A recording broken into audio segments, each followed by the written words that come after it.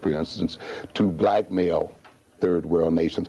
But beside that, how is it using the communications network so that nations and African nations, for instance, and other nations of the world would be flooded by English-oriented programs, European-oriented programs, again, uh, maintaining the European position and educating our people in the European position. Is it any accident that no black man has gone to the moon, etc.? Certainly, I don't think it's an accident. Of course, I think it's just a further extension of keeping black people or non-white people out of very important programs as well. However, I think other than blacks getting into these programs, which I think is a laudable goal to a degree, of course, we may be about developing our own. I think this is one of our major problems in that we as people do not think about doing these kinds of things on our own. I'd like to see, say, those ships taking off from the continent of Africa, run by Africans as such. But we as black people have to begin to imagine that being the case. And black men have helped to develop this country's space program. Definitely. The unfortunate part about it is we don't transfer a lot of the knowledge that we've gained from working with this country to our own people. And I think this is the crucial position of black men and black women in this country, is to transfer knowledge and information gained to our own African countries and our own people of color, the world over. For defensive purposes, as well as possibly for offensive ones, or for entering into other worlds as such. Okay, I want to. The other thing is, you see, I don't think it would be enough, for instance, for a black child merely to dream of being on the spaceship with white astronauts, or to dream of being a part of a program. For to me, that helps maintain the servant mentality that is too prevalent in the black community. We are just an extra, or we're taken along as an extra as such. I'm looking forward to black men being the masters of space, let us say, being in control of space, let us say. So it won't be enough to just ride along and be along. We must have our own space program. We must explore our moons and the other sides of the world, because it is only out of mastery and the desire for mastery and what may be a very bad word, the desire for power, that mental growth takes place, you see. To opt for equality, as we've done too much, does not put enough of emphasis on mastery of ourselves and our destiny and so forth. You said in a previous.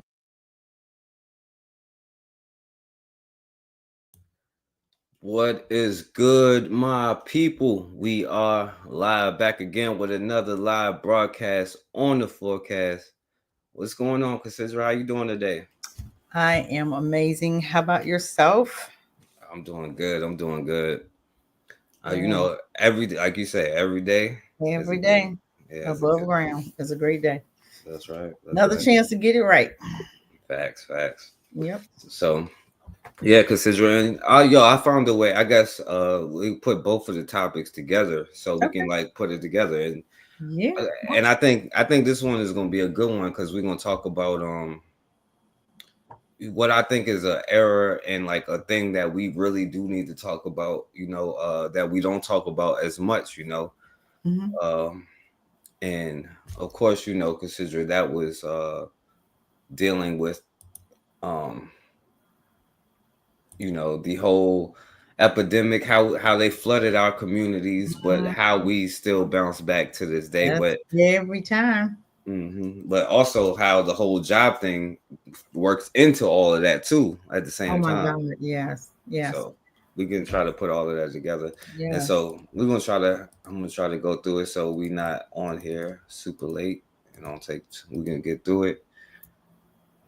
So and I'm gonna skip this stuff considering we can talk about it another time. This was that one I showed before with the young girl who was and they covered it up.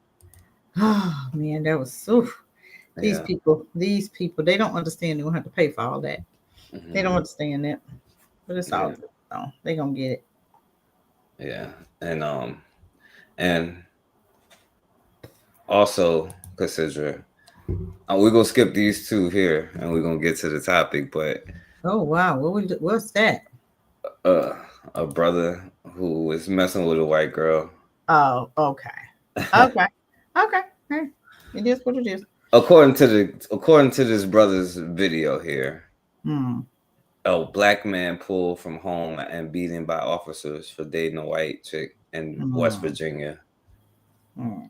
That's not surprising in West Virginia. Yeah. You know who lives there. Ain't very many of it. Well, it is now, but it didn't used to be. West Virginia was, you know what? We have to remember about those sundown towns. I think we kind of forget that. These sundown towns that still existed, like where those twins died. I was looking at Shabby, or what's her name, Shabby, and she was saying that, and I kind of figured that because I was like, is that a sundown town where those little boys or the twins got they were found? Right, that's what I was thinking. I'm hearing an echo. You hear an echo? I was, yeah. It's gone. Is you still hear it?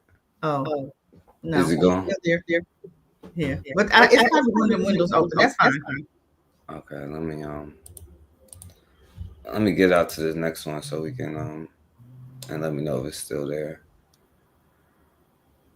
I'm gonna X these ones out. So okay, and yeah, this another one here where this brother was told to leave town by his girlfriend family, but we're gonna skip all of this stuff for right now. All right, and let's get to what we talking about. You missed the one where he moved in with the white girl, his baby mama white girl, and her family. He woke up. She was going to work. He woke up, and the uncle was sitting at the table in the kitchen in the house. So how did he get inside of the house when this brother was sleeping in the bed? You know what I'm saying? He's back there to back sleep. He wake up, come out, and the uncle, the girl's uncle, the mama's brother, sitting at the table in the kitchen while he in the house sleep. So how did he get in there? Did she open the door, let him in? They had a key. Who had the key? Well, that brother could have ended up dead, been dead. Yeah. Saddest thing. All right. So is it still an echo right now, Cassandra? It's good. Okay. All right. It probably might come back up now that I'm putting this back on.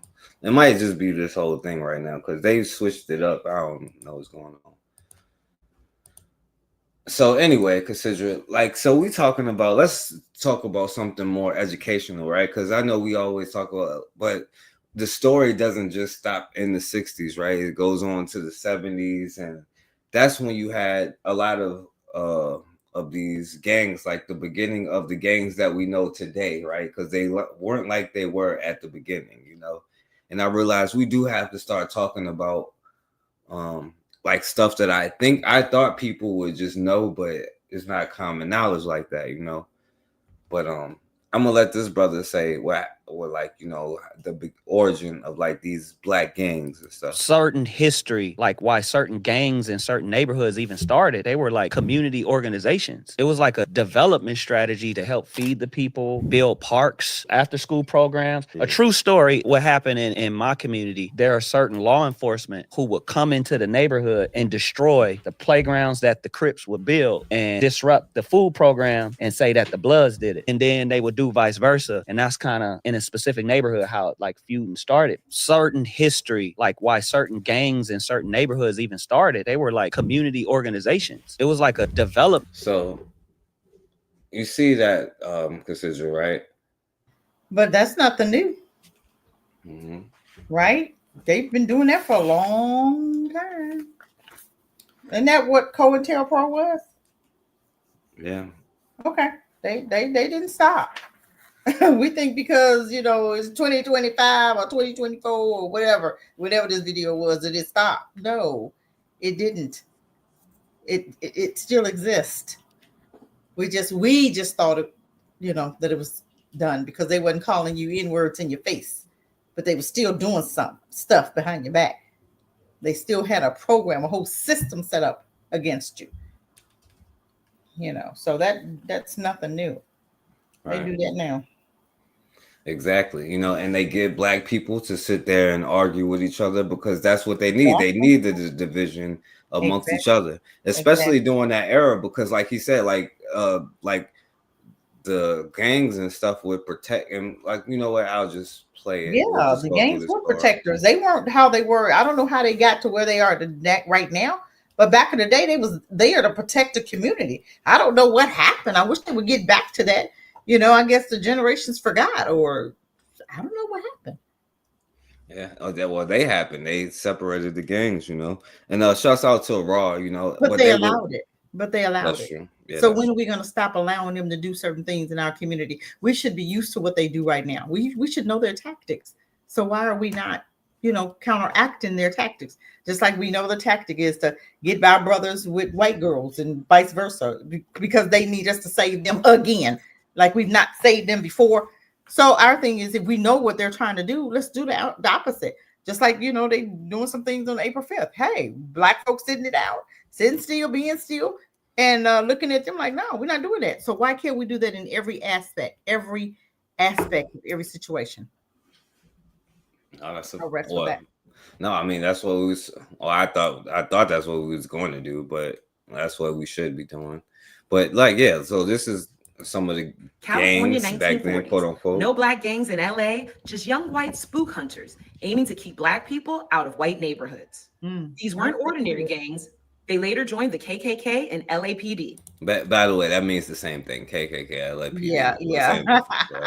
Same difference. But we didn't stand down.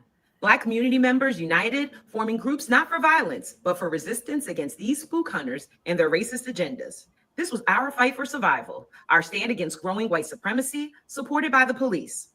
Fast forward and it's clear. Our unity was our power. We dismantled the spook hunters, transforming our neighborhoods. Yes, gangs often have a bad rap today, but ours, they were about pro-blackness resistance. Now it's our turn to keep the legacy alive. We must continue forming alliances, controlling our narratives on violence, resistance, and black unity. Will you support? All right, so and I'm gonna subscribe because I ain't never seen this sister before, but that's the thing about it, you know. They in the book that Matron is reading, you know, she was just reading about how they like with the laws and how. Well, the other day she was reading how it's like 3 black people is considered a gang, you know, 2 or more black people is considered a gang, no matter what you're doing, you know, and that's just the part of it. So there was a time when black people like they did it like quote unquote gang, but it's like, no, you just ain't gonna come over here and do whatever. And what they won't tell you is during a lot of this segregation and gym, they was whipping white people or white Neanderthals ass, you know. They was sending them out of the community, making them run. You know, you got to understand that, you know. Just like, you know, they said back in the day, if you had a gun, those were the communities that didn't get a lot of hangings. They didn't have a lot of hangings. You know what I'm saying? So I'm like, hey, and then I look that the one in Ohio, you know, now they coming out. I guarantee you them Klansmen won't go back in that neighborhood because they know they're strapped. Yeah. So it's time. Sometimes it's a good thing to show them what you're working with, you know, instead of you just saying, well, it's okay. No, it's not. Let's show them. You come over here, this was gonna happen. Exactly. We're not playing with you no more. And you know, one of my favorite generations of black people was like around the 1920s and stuff like that. That's when the black people was like really getting active. You know, they'd be like all them race war. It was just because black people was whipping their ass. You know what I'm saying? Yeah. And they used to, because it's not the first time. You know how black people today be like, well, we ain't our ancestors. They used to say that, like, but they would be like, oh, we the new Negroes. You know what I'm saying?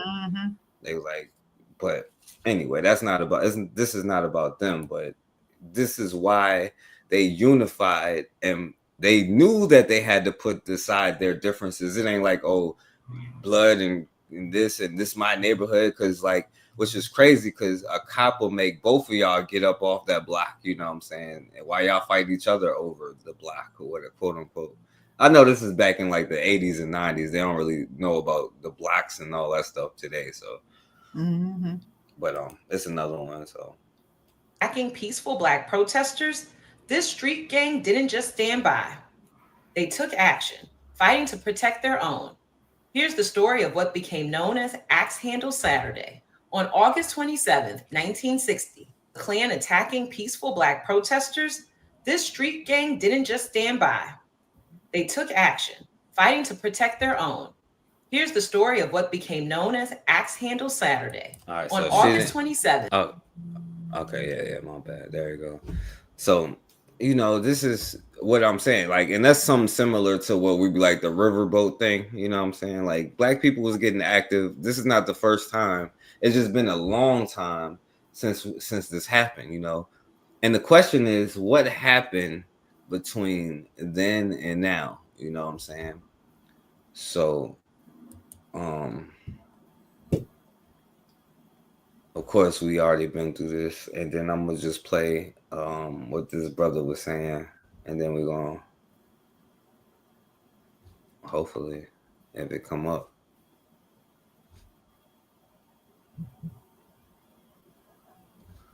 All right, there we go. All right, you're gonna talk about the Bloods and the Crips, and that's just what people know today. Asked me where I'm from, and I told him, I was like, man, I'm from Peru. I said, what does that mean? So I told him, pimps in red uniforms, that's what it means. And he looked at me, he was like, that's what you think all this means, that you a pimp in a red uniform? And he read these books, book report. But I really didn't understand and learn what a Black man was until I went to prison. Coldest thing ever. I didn't know none of this stuff that I know now until I went there. You heard that, Cassidra? Wow, I heard it. Wow, that's wow. Dang, why we can't teach it in high school then? Why we got to go to prison and learn that? Right, elementary school, right? Just stay at home and teach their own sons. Why do the same thing to your son that your dad did to you? I don't understand the mentality. I don't get it. You know how you felt when your dad left home and left you and didn't teach you anything. And now you're doing the same thing to your sons for what, 5 generations? Come on now. Go ahead. And it was until I went to prison. Coldest thing ever. I didn't know none of this stuff that I know now until I went there. And he said, it means powerful, intellectual, radical units of soldiers. BRIMS, Black Revolution, Independent Mafias. CRIP, Community Revolution in Progress. And he said, the intention of the Panthers was there. But down the line, when you have a 16-year-old boy who's racking in millions at the end of the month selling crack, all that intention go out the window. This money and my family up out here winning is the ultimate goal at the end of the day. So, right, you see how it went from, the Crips meaning, did you know that, Cassidra? Yeah, wow. Crips mean Community Revolution in Progress. Oh, wow. No, I didn't. Right. But they end up putting these young Black men who was originally in these organizations, right? So, and this is where, first of all, so we know a lot of this stuff comes from, and like we know a lot of this stuff in our community comes from poverty, right? So after the 60s and all of that stuff happened, then they hit you with the 70s and the free love and the feminist and then you don't need a man and all that stuff, that whole era. And also like what came from, which this should be the next topic, the mortar hand thing, Cassidra, because we talked about it in a minute. Yes, that needs to stay as a topic. Yes. Yeah. So and that leads to that, and then you get to this era, right, where you have more homes, where we get devastated, so it goes from community revolution and progress, and then so then you start having the crack epidemic, We will see Let's help with Reagan and Nixon. Thank you. We can thank them for that. Exactly. And we about to Thank them brothers. Them demons. Yeah, shouts out to Matron in the building. Appreciate you coming through. Welcome, Jermaine. Yep, Thompson. Yep. And Icon Fire.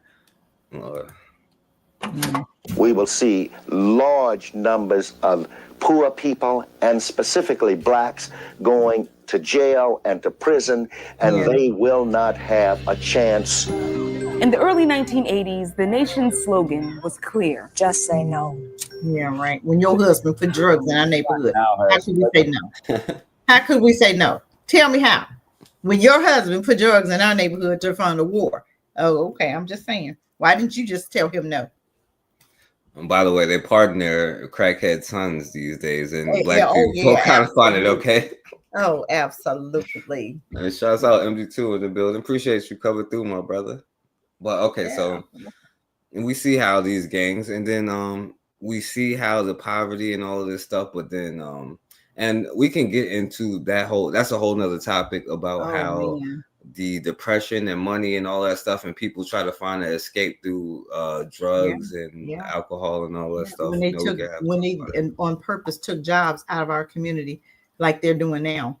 Same thing. You're doing the same thing. History repeats itself. Yeah. I guess I should have played that first because that does come first. Well, that's always been a part of it. So always, yeah. You know what? You're right, Cassidra. Let's do that first.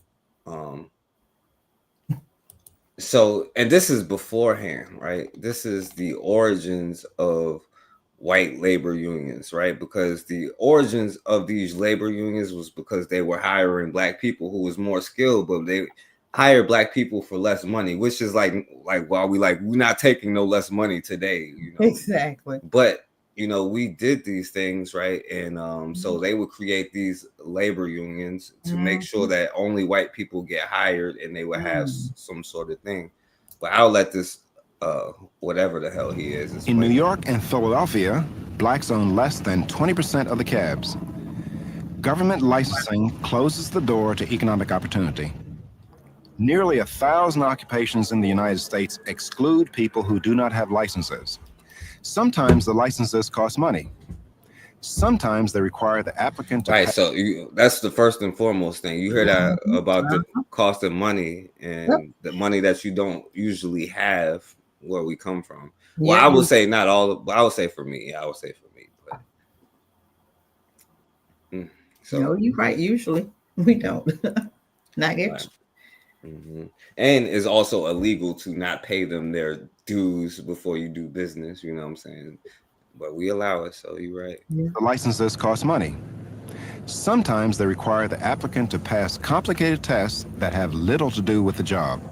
Sometimes getting a license requires a friend in the business. All those licensing laws do just one thing: keep outsiders out. Right. Those outsiders are often members of minority groups. Yep. Back during the 30s and 40s, there were practices. Wait a minute, isn't that still being done today?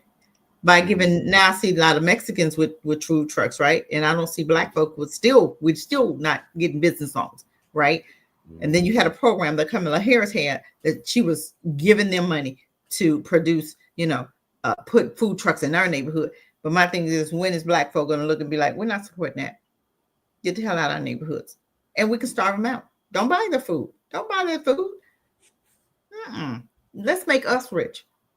When are we going to make us rich? We done made every culture on this earth rich except our own. When are we going to make us rich and support our own businesses? Stop letting them pour these food trucks and stuff in your neighborhoods where they're not washing their hands. Ain't wearing gloves, but fixing your food, touching money, going back to fix food. No. Time for us to make us rich. No, that's a fact. No, that's a fact. Supporting ourselves, and there's no other way around it, and that's the thing. It's always been economic warfare. Like, even a lot of the lynchings, you go back, Ada B. Wells was the first one to say it. Most of it, that was economic warfare. Like, they tried to destroy black towns based off of most times it wasn't even a white girl and a black dude. It never even happened. They just made it up. It never happened. Yep, so they made it up. But like I said, a lot of them towns that wasn't getting lynched, they had firearms. They had protection. And labor unions started way before the 40s and 30s. From what I understand, it was like after the Reconstruction thing, and when black people was getting jobs, and it was like I can't think of it right now, but it was like some kind of famous protest that they have that they celebrate, but black people just got hired anyway, and they just went to work instead. So, and they got mad, and then it led to, like, violence, like always. So I'll remember which one it is and say it later. In the South, particularly in the former slaveholding states, where blacks were specifically excluded by predominantly white unions. Example, electricians unions, plumbers unions, railroad firemen unions, and at that time, the records of history will demonstrate that it was the purpose of white unions to exclude blacks, minorities in general, from the workplace. In fact, by the way, it was like no minorities back then. It was nigga. They would say N words. I'll say N word for y'all. He trying to sweeten it up. Mm-hmm. There was no such thing as minorities back then. Specifically made in connection with occupational licensing regulations, that if this law is successful, it will have the effect of reducing to a minimum the involvement of blacks, or Negroes as they were called then, in the workplace. This is the Mount Zion United Methodist Church in Washington, D.C. Back in 1880, when Washington was still a segregated city, this beautiful building it's not segregated in 2025. Anyway, was built by black artisans, black plumbers, carpenters, and masons. Okay, so do you hear that, Cassidra? And this is Realm in the Bushes territory, so I'm gonna let you rock here. You know, he was like, it was built by black plumbers and masons and built by black hands. Come on now. Yes. But these are a lot of trades and skill. Well, I guess it is a lot of black plumbers out there, but they're not black plumbers. They're just plumbers, I guess. Exactly. You know? Because you know why? Because they took that program away. Remember, that program was in our neighborhood, remember? You back in the day, we went to high school, your junior year, you went to the career center and you learned how to be the plumber, electrician, HVAC. You learned to do cosmetology. You learned CNA. I mean, you learned all kind of things that you can use to create your own business. And that's when black folk was creating their own businesses. And we had our own businesses. I don't know where it went till now. We just worker bees. We can't even fathom having our own business now. We don't even want to have our own business. And I'm like, that's the only way you're going to get ahead in this country is to have your own business, and you hire people to work for you. You hire a manager. I don't ever see McDonald's managers or owners flipping burgers or there, period. You don't even see McDonald's owners. You see the managers. So we have to learn all of this. We have to learn this because there are things that we could be recognizing even now in our children. Like if you see that they're pilots, let's talk about being entrepreneurs. That should be a topic in your home right now. So we've gotten away from that. We made them rich. We've made the Asians rich. Everybody we've made rich except us. Then when we see that we have restaurants, we won't even tell other folk about it. We'll come on here and complain. Well, they didn't give us enough coleslaw. They had these little bitty boxes. What did you tell them? No. Well, then why are you telling everybody else? Go talk to them. But this is what we do. So yeah, it's time for us to build our own tables. It really is, right? Especially right now when Trump said, "Hey, I want segregation." Okay, here you go. So when he do that segregation thing, we can be like, "Cool beans, let's go. Let's rock over here and let's make this happen." You know what I'm saying? But we're not building right now. This is the time to build because we know what's coming. And leave these people alone. They said they don't want to be bothered. Okay, they food nasty anyway. They ain't got no season on their food. Come on over here and let's show them what we're working with. Oh, wash their hands when they cook it. Go to the bathroom, come out and cook your hamburger. I don't think so. Act like the water running. Okay. But shouts out to Koku in the building. And Ross said, before that you learn from your elders. And you pass down the knowledge and like your father was what they call blacksmith. He teach you how to be a blacksmith. You know what a lot of blacksmiths did? They could learn how to make weapons. Yes, exactly. You passed it down. You learned. You had just like them Chinese. You go to them Chinese shop. They got their kids up in there. You got 2-year-old, 3-year-old running register. They just in the crib at the register. You'll be like, well, dang, well, he ain't even walking. He at the register. That's what they start. They do it early. We're the only ones that don't have anything to pass down like that to our children. And then if we do have it, our kids don't want it. What's wrong with you, boy? If you don't shut up and come on over here and learn how to how to build these cars or whatever it is, or fly this plane or something. Or iron clothes or whatever it is. Exactly. Right? or sew or something. Shoot, man, daddy, mama be pressing hard for those businesses, and them kids grow up and getting everything. I don't want to make my money that way. Well, dude, what you want to do? I'm gonna go over here and get a job. Are you out of your mind? What are you thinking? What's wrong with you? Take your mom's business, hire somebody to do it if you don't want to do it, and then you can still go over there and flip hamburgers. If that's what you want to do. But at least keep the parents, the business, at least keep that running. You don't have to run it. You can hire somebody to do it. I'm just saying, it's time for us to think different. It's time for us to see what's needed in our community. I see this young woman on Facebook, right, or YouTube, and I don't know if you know the black girl rose from here to white guy. That's not the point. The point I just read where she's teaching all 4 of her sons to fly. They're going to start at age 10 to 17. I'm like, man, that's great. We got 4 pilots right there that can have their own airports. They can have their own planes. That can take over some of these, airports where, it's all crazy and stuff. Hey, I'm just saying that's a thought. She's creating entrepreneurs. That's what she is. So of course she's, steering her boys into that area. And that's what we have to do as parents. We have to recognize our babies' gifts and we have to steer them into that direction. Find out the gift that's over your family and steer into that direction. If you know that everybody in your family is cook, okay, then let's look at our caterers. Let's get a catering. Let's get a restaurant.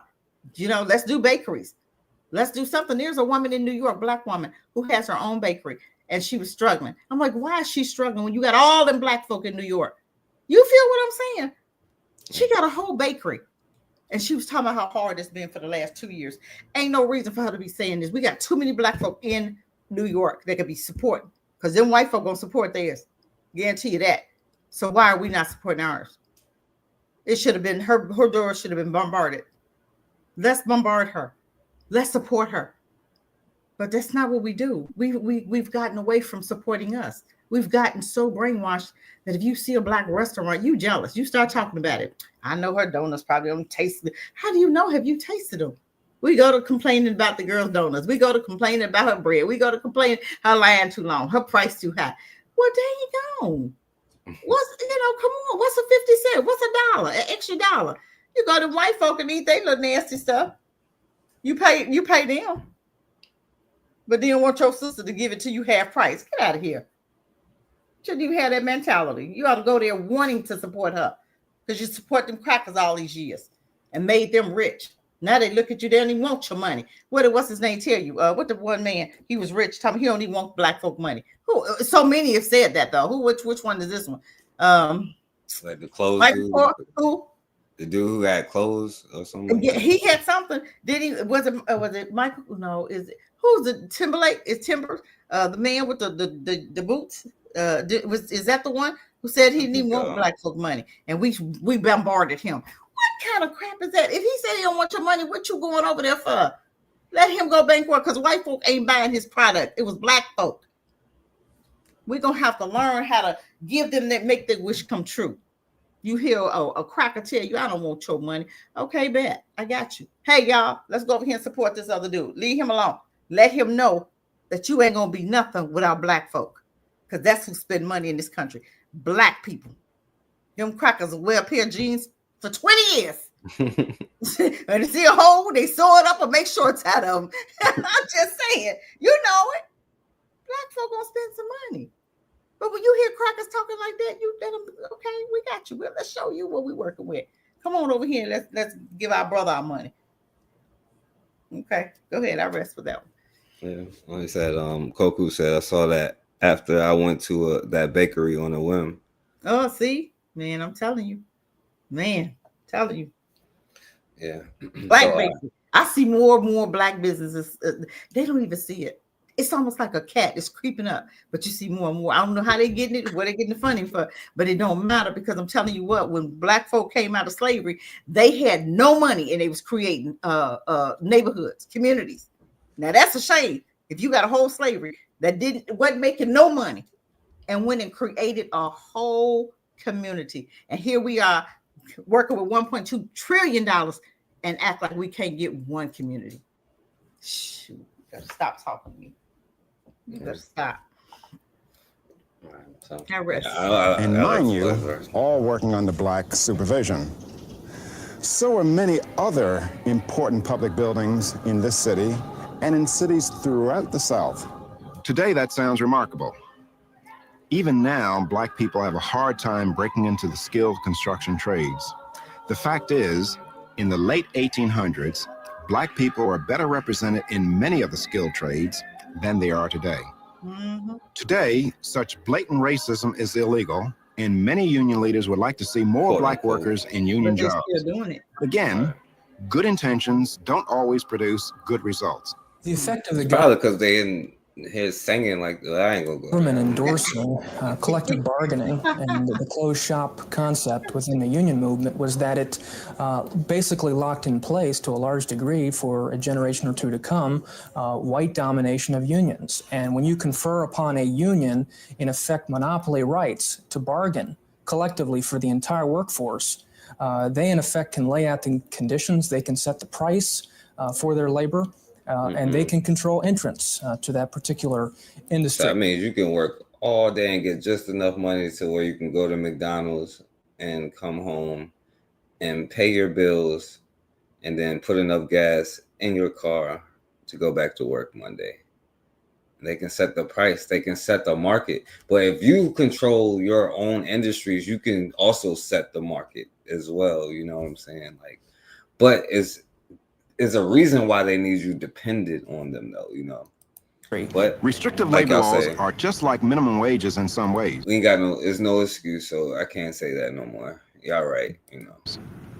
In effect, they force inexperienced workers to charge more for their labor and thus keep them from competing for jobs. There are many examples, but one of the most infamous is the Davis-Bacon Act, passed in the racist days of 1931, but still enforced today.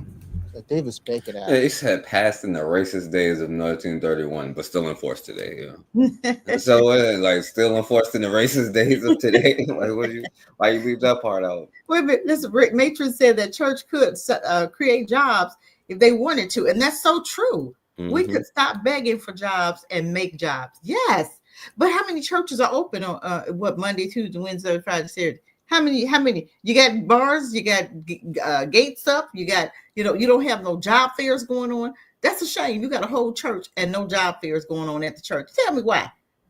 You can't even think about, hey, we can see this community need grass cutters. Okay, let's go out and find us some black, landscapers or something, create some jobs. But we won't do that. We'll sit up here and see folks struggling and won't do anything to create. You have the ability to create, family. We are creators by birth. That's in us. Everybody on here got a gift, and we have chosen to work for the enemy, to make them rich, and to continue struggling and begging for our bread. Every breath we take. I rest. That's facts. That's a fact. 50-year-old law passed during the Depression, the purpose of which was to prevent employers from undercutting wages at a time when it was very much a seller's market in employment, a very high unemployment rate, and it was a worker protection act. Now, it's very much outdated today because the Davis-Bacon Act, 50 years later, has become a union protection act. The net effect of the Davis-Bacon Act today is that it favors union construction. And I gotta say this, because what they do and what they can do and have done is have plans that last for generations. You know, we can't get together, but we put together a party over the weekend, but it's hard for a generation. You see how each generation there is something that happens, where they dissect something, and then we fight back. That's the thing, we fight back, but we have to study how we fought back, where we won, where we've lost. You know what I'm saying? But each generation is not just a one thing. They start with this, and then they go for this thing. They hit you with the jobs, then they go for the women. Like these dudes ain't working anyway. You know what I'm saying? In the 60s, you got however many thousands. I remember I was watching the video. It was like thousands of black men applying for like 5 jobs or something like that. That's something. 5 jobs.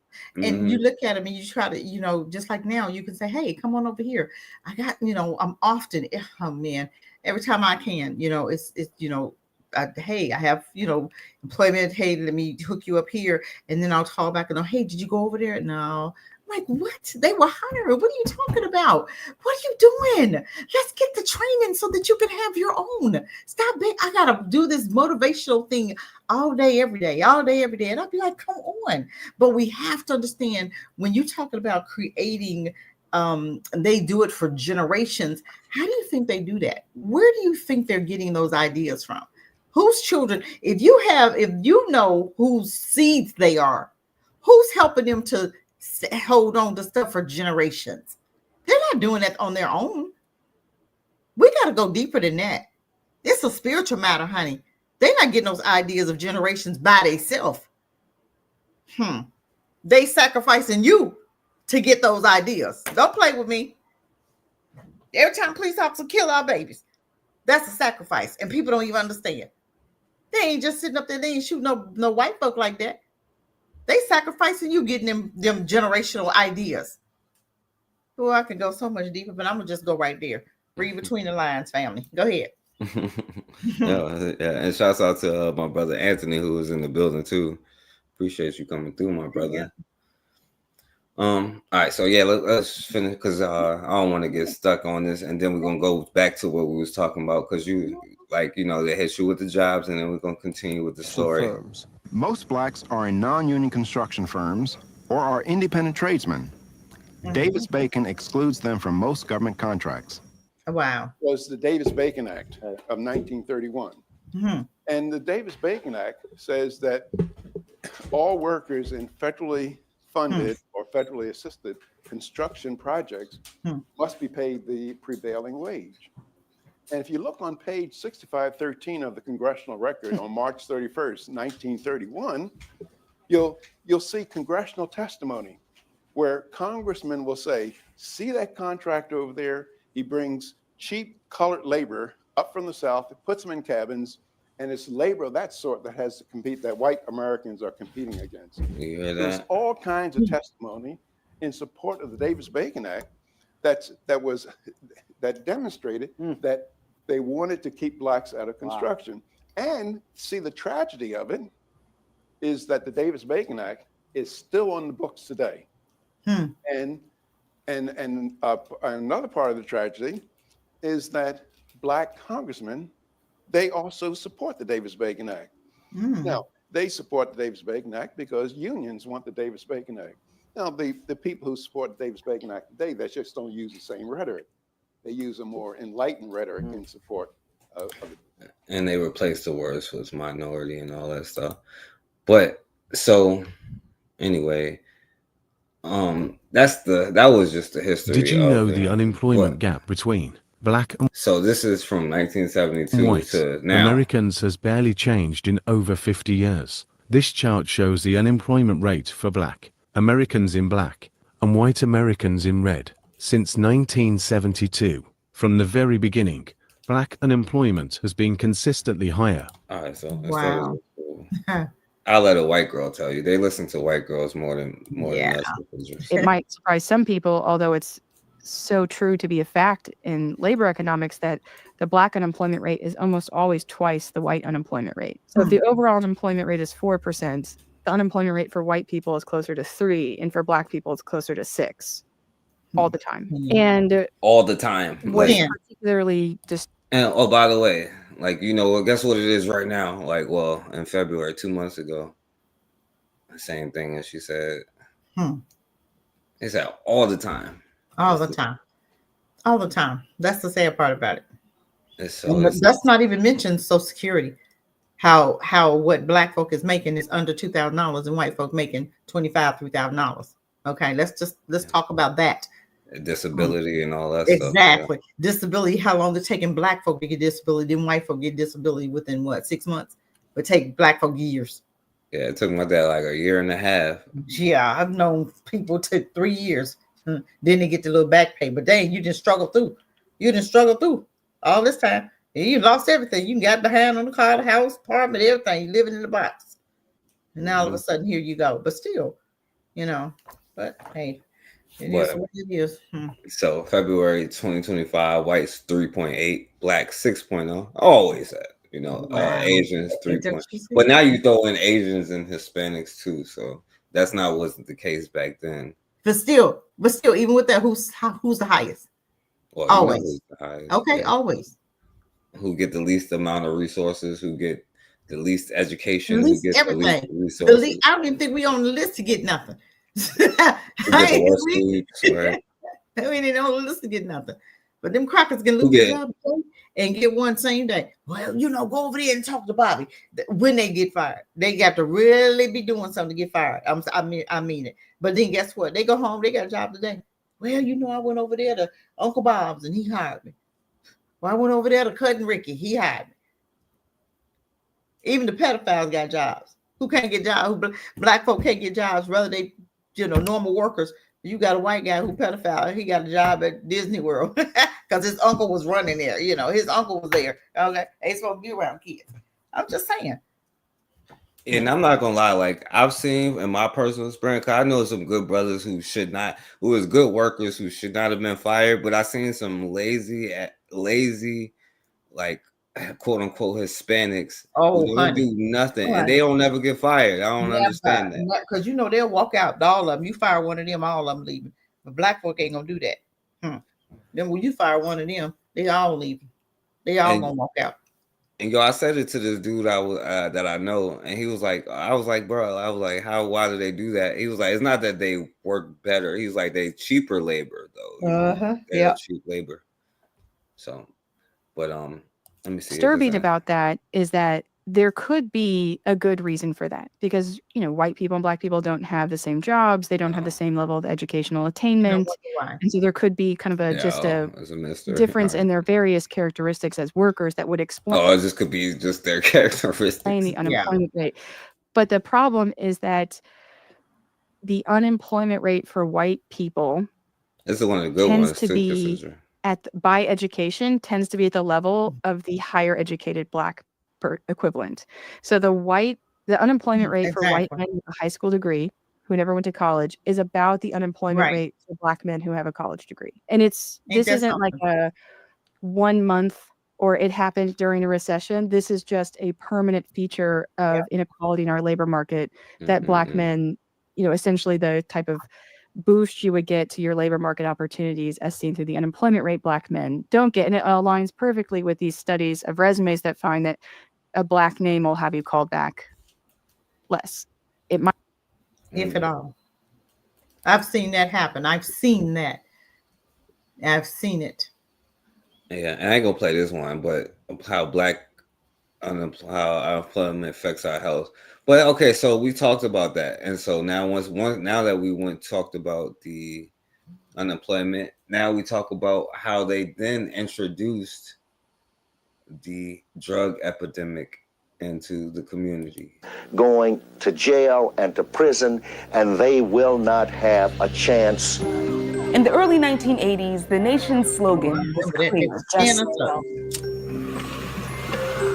Crack now has spread to almost every American city. But what if I told you that there was more to the crack era than what the white mainstream news media let on? And that it went beyond Black and Latinx folks who simply needed to kick a drug habit. Right. Today's baggage, what became known as the crack era.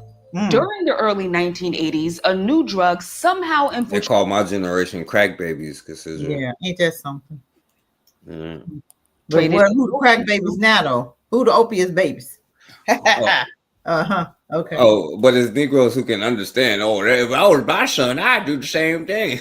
Ain't that something? Well, you know what, Cassidra? I don't want my mother, my son, near their crackhead. Hey, okay. I don't care why. They did us a favor. I'm so glad you felt like they don't know what to do. Thank you.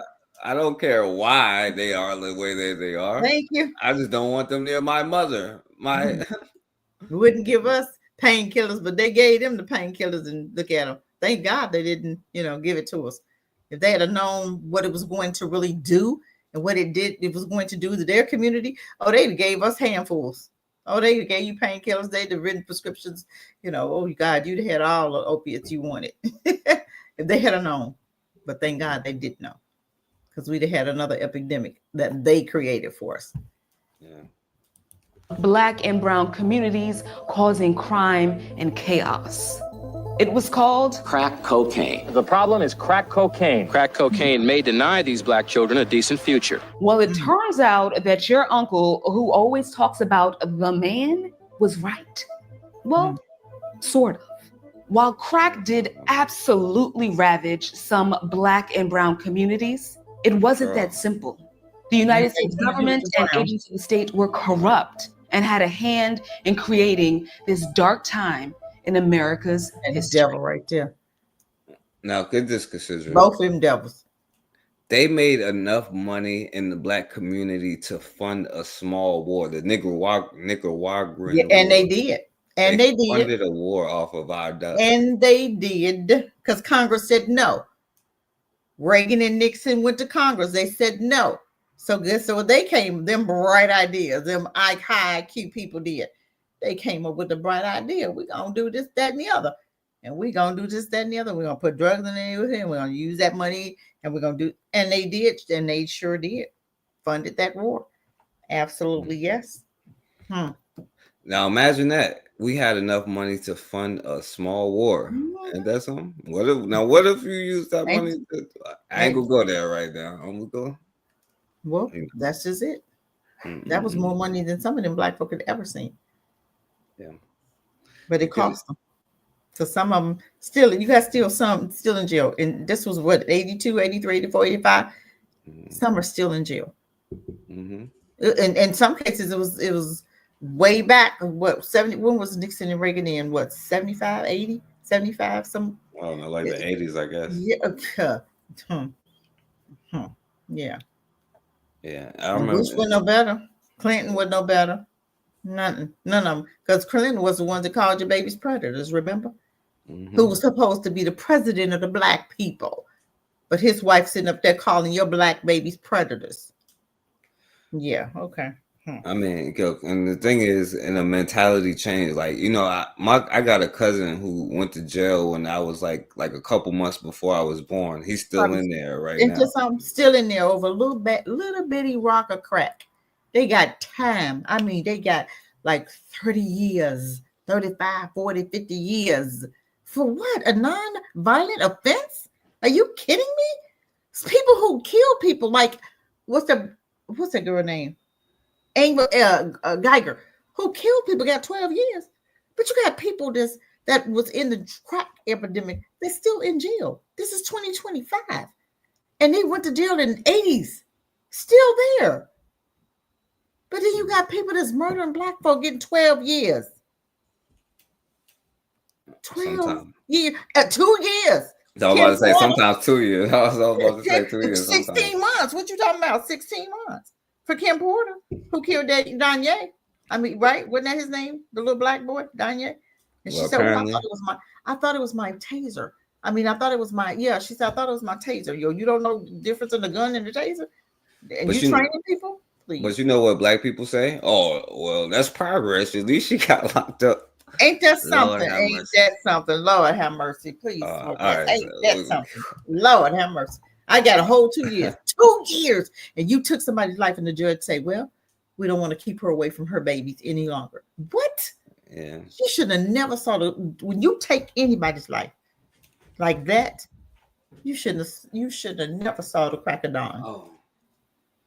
See, I forgot to pull that up, but you know what? Let's keep going. All right, let's. Misinformation about crack cocaine and its users flooded airwaves and proved to be just as dangerous as the substance itself. Decades after the crack era has come and gone, its impact lives on.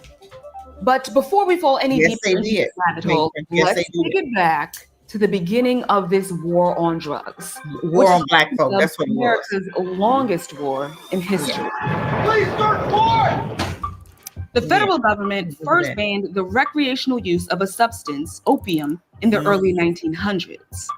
Then came. All right. I'm not gonna play this because it's long and they're gonna probably be tripping anyway. Yep. And Remember they made the law different for powder cocaine versus rock. Yes, they did. Yes, yeah. they did. Same thing, same drug. Same drug. But them white boys was getting off, wasn't they? They thought. Now they went from cocaine to oxy. What's the standing up drug? What's the one that stand up sleep? What's the name Or of that? like heroin or something. They be on. I don't know. It's something. I don't know. They be on all type of drugs. They be standing up sleep. What was that? Y'all tell me what it is in the chat. They be standing up sleep. I don't know. I'm gonna see if I can find somebody. I don't know what that drug is. They be locked knees, locked sleep, standing up. Yeah. Oh, you know what? I should probably look it up. Well, not that, but so you know what the other part of the war that they funded was? Okay, I ain't even gonna look for it. But the first private prison for profit was in 1984. Right? So now not only did they make enough money to fund a small war, but now they had ammunition to lock you up with this quote unquote war on drugs and all of that stuff, you know? So and the crazy thing is, right, if you look up how many people were enslaved and how many people were in prison, it's kind of crazy. So in 1987, which is just a year I picked because that's when I was born, it was 42% of the prison was black people, with 627,000.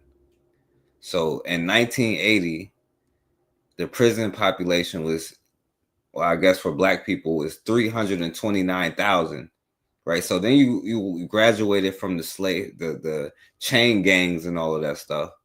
Right. So then after that war and all of that stuff, then you introduced the whole private prison industry where you make money and use government tax money to put, fentanyl, they say. You know, Mason said, I think it's heroin. I know heroin is the old school thing that they used to be on. But it used to be heroin, but I can't remember it. They standing up now, bent all over, and they sleep. I don't know what the name of that drug is. It might be fentanyl. It's not oxy. It might be fentanyl, maybe. But now they talking about they got marijuana laced with fentanyl, oxy. One of them, fentanyl. I don't know a whole lot about these drugs, but I'm just saying I've heard recently that they have now to be careful because they're putting with the marijuana, they're lacing that with either fentanyl or oxy. I think oxy, if I'm not mistaken. Yeah. And like Malcolm X used to say, oh yeah, they keep the black man, but you do that to deal with your mom, like might be on drugs or something like that. You know what I'm saying? Like, because this is a whole era that people don't even like. Not only was most of the time your father out the house, you have black men turning on each other for money. Right, you see your mother struggling and you a little kid, and somebody be like, "Hey, little kid, I'll pay you $100 to watch out for the cops or whatever." You build this whole life, you know, and you create a whole new wave of sociopathic behavior within our community. And sociopath, I think, is something that could be developed. Right, it's like where you like, listen, I'm hungry, so I'm gonna go take this chance. And then the more stuff that you do, you get more and more numb to it, so that it gets to a point where you don't care no more. Or you're in these environments with maybe you have a crackhead mother, you know what I'm saying? Like, and this is just the truth from like the people that I know, you know. Like your mom might be on drugs, you know what I'm saying? Your dad locked up or something, or he on drugs, you know. And this was really one of the last most devastating things that they've done to our communities. Really, yeah. I think that we are recovering right now. You know, like we just getting, but this was the last thing that they really did to really destroy the prison population. Skyrocketed. Yeah, our unity. About 2 million now, aren't you? Like 2 million black people in prison. 2 million. That's crazy. That's a whole little, subdivision. I'm just saying, that's crazy. It's a whole but army. we wanted to come together in their communities, right? We couldn't have stayed separate in our own communities. You think we would be the way we are now if we had stayed in our own spaces? No, we wouldn't have. We would have so just so much better and so different if we had stayed separated from them. Yeah, they were able to get us to turn our guns from pointing outward to turning inward towards ourselves, you know. That's right. Yep. And and it is fentanyl. I looked it up. It's fentanyl. Fentanyl, yeah, I was right, fentanyl. And then you had this brother like that, how he was like, how the government, they might do anything to us. Black man be the CIA agent. Like, how does that even happen? Well, my guy, he wasn't a CIA agent. He was what they call a CIA. See, I ain't got the right ones. I ain't go through all this stuff. So, and the difference between an agent and an operative is an operative is from a separate country, and they're sent over here because their country has been taken over. Wait, listen to this. Agent and an operative. Agent and an operative is from a separate country. Basically, an operative is one of the good white people. That's an operative. Oh. And the agent is one of the Negroes talking about good white people. But I ain't gonna go there. And they're sent over here because their country has been taken over by, somebody that works against them. And he works with the CIA, but he can't be on the CIA. He can't be a CIA agent because he doesn't have a green card. He's not a natural citizen. You can only be a CIA agent if you're a natural citizen.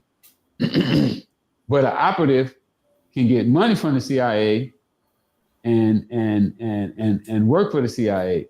So he was an operative. His handler was a CIA agent. So it's a little different. But when you look at it, it's all the CIA, you know, because they're responsible for whatever actions he take. But under the American laws, he can't actually hold the title of a CIA agent. Where do you bump into him at? Like, you know what I'm saying? You got to climb on the whole transaction, and I saw him. It's selling dope almost like using dope. You know how they say a junkie? They start off with just a teeny weeny bit, and it gives them toe up, and then they can gradually, your tolerance start to go up. Well, and the same thing in selling it. You know, when I got my first 8, that's what I started with, was an 8. I was scared to death. I was looking all over, peeking out the windows, and I thought people was following me. And then after I handled that 8 a few times, I got relaxed. Then when I got an ounce, it was the same way. Then when I got a kilo, it was the same way. Then, you're doing hundreds of kilos and you just get relaxed. Like, oh man, the cops can't catch me. I'm gonna outsmart them again today, and the anxiety just starts to I don't know though, because when I was selling dope, I used to have an ulcer, because I was probably worrying unconsciously, and my tennis coach used to tease me. See, I don't even think about that whole part of it. Just the ulcers and the stress from even that lifestyle in itself, worrying about other brothers, quote unquote, the police, worrying about all types of stuff. But the whole point is, right, you see how they can get you like, all right, well, we starved you, so now we'll give you a little bit of food, we'll show you, and you get addicted to that. Like, hey, listen, I ate some, well, they like caviar or whatever the barely hell enough, good, right? And you will throw your own people on it. You don't even think about it as throwing your own. And he put all of this poison into his own community. But he's like looking at it like, hey, I got 100 racks today. You know what I'm saying? Like I got paid today, And I get it coming from like a perspective of a little boy where you coming from a house where you may not eat today, or you might have it's just a sandwich, just bread or whatever, you know what I'm saying? Or whatever it may be. And you look at it like, man, my mom is strung out. I got to go out here when you're 7 years old and take, I know that story. Like where people got to go out there when they're little kids and pay the bills in their own house because their mom's strung out on drugs and they don't have no dad. Or if she's on drugs and they born through those circumstances, you know what I'm saying? Like, I know all of that kind of stuff, like for real, I don't know before this, I was born during that era, you know what I'm saying? Like during the 90s, like when Richmond was like a murder capital, you know what I'm saying? It was a cold city. Like I know about all of that stuff, you know, and I know where it comes from, but you know, I don't know, because I ain't trying to make no excuses or nothing, because we ain't have no business selling it and stuff, but I'm still understanding how the government controls the environment, creates the Right. projects. Yes. You know And what I'm then saying? and then they want to hold you accountable when it was them. They took away our men's jobs. They didn't have any other way to eat, to make money. Now, I'm not saying that they couldn't have created, but you still takes money to make, to make money. Exactly. You still have to do something. But my thing is, we have to stop blaming us for what they did to us. You know what I'm saying? But we can, we have to look now and say, okay, well, what can we do now to kind of come together to build, to do better? How can we take that power back away from them? And that one way is not supporting any of their businesses, just like Walmart. Why aren't we creating our own Black Wall Street Walmarts? Black Wall Street, call it Black Wall Street. Why are we not creating that? Where we can have 20 people or 50 people to come in and have their business in this huge building, and everybody paid like $70 to $100 a week paying the rent on this building. But everybody come in there and have their own, if you good at bakery, you may have somebody that's good at dinners. You may have somebody else to sell gym shoes. You may have somebody else to sell, everybody have their own businesses, oils or whatever. And you come in that building and you pay $75 to $100 paying the rent, right? And you make sure that we go in there and celebrate them and we support them. That's how we shut stuff down. Walmart ain't got no business being as cruddy as they is. That store ain't got no business being open over 20 some years. Or however long Walmart's been out. But still, Walmart is the most racist, and you know that. When they first started, they was terrible. This a high turnover rate, even for Black folk who work at Walmart. And the food there, sometimes the meat, you don't even want to buy meat from them. I'm telling you, we have to start doing better. We have to start thinking about some of this stuff. How can we start creating our own and supporting our own? Why do we always have to go over here? I see up in Winston-Salem, the Mexicans got this flea market, right? I forget what it's called, but now you're seeing Black folk up in there. Why aren't you creating why are you up in their stuff? Create your own. They don't come to your stuff to celebrate, to protect, or to support yours. Why are you up in their businesses? We're not thinking about that. We don't think about creating our own so that we can make each other millionaires. So we can create our own millionaires. We done made the Asians millionaires. We done made white folk millionaires. We done make McDonald's millionaires. Now we're going to get ready to make the Mexican millionaires. And you still leaving yourself out. You won't even support your own. You'll look over there and let Hearst food truck and go over there to the Mexican man who ain't washed his hands, who's probably making dog too. Okay. I'm just saying, but we'll support them because they ain't Black, anything but Black. And and listen, I left out one part that is probably important that I just remembered. And that is like when in 1955, like the Highway Act, right, where they built highways right through the middle of Black community. For instance, in Richmond, Virginia, you still have places here that they shut down. It's like, but it used to be a popular area of Black culture where you had people having their own business, money. Now that is the hood where you won't even go. Jackson Ward, you know what I'm saying? You're not gonna go to Jackson Ward, but that used to be a thriving community. You know what I'm saying? So what they also did was destroyed a lot of Black businesses and then built these projects. And at first, I guess it was a brand new building, right? But then they started having all these rules to also make sure like your father can't be in the home and all of this stuff. Exactly. So, but all these foreigners with all these fathers and grandmas and grandpas in the house, this is the only culture. And they still got it in Section 8 today. But I've seen Arabs with their families. They had Black folk, the only ones who can't have families, husbands in the home. But you got everybody else. Chinese got their families. Arabs got their families. They working, pulling up in Mercedes and going to get food stamps. What? Let a Black person do that. Let a Black person. Yeah, so and like that's what I'm saying. All of these environments today is like manufactured. Like, listen, I know, and it's not even like I know women and rich men anyway. Women is just as hard as the dudes. Like I met this woman, her whole family is in there, like doing what they do. Like not doing the drugs, but you know what I'm saying. Whole family doing what they doing. Whole family, like little kids in there and everything. You know what I'm saying? Yeah, they doing what they do.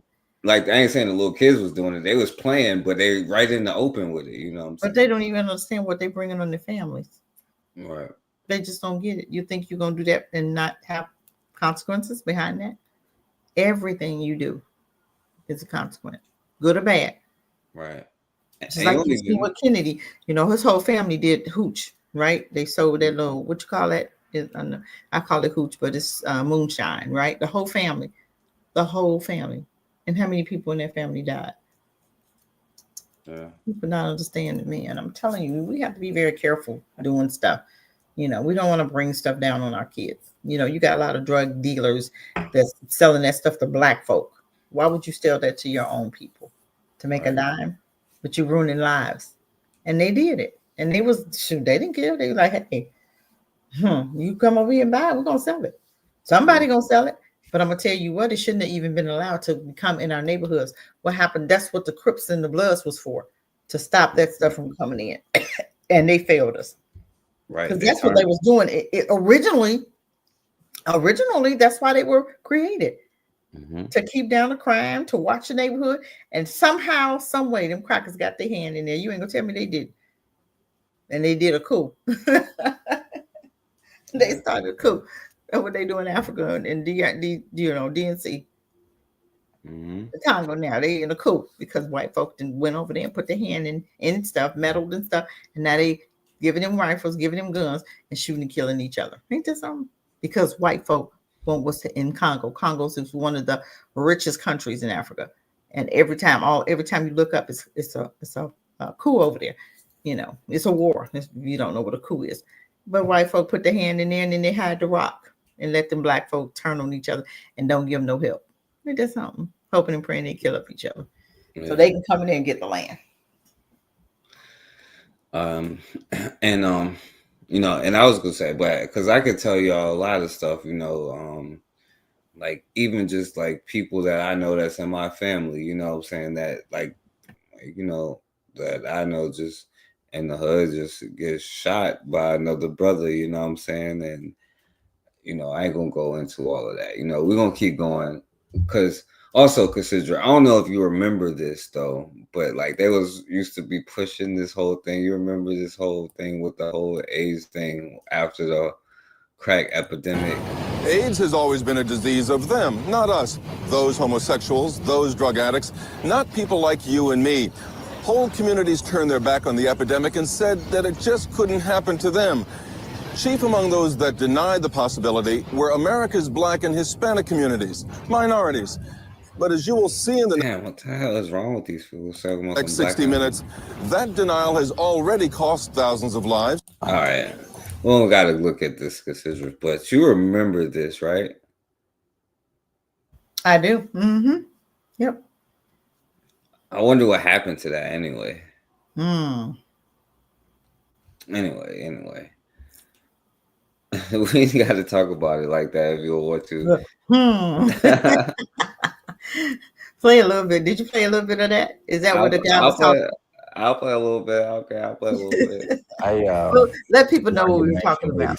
When the AIDS antibody test was developed, that I was positive, knowing about AIDS and having many friends who had become mysteriously ill.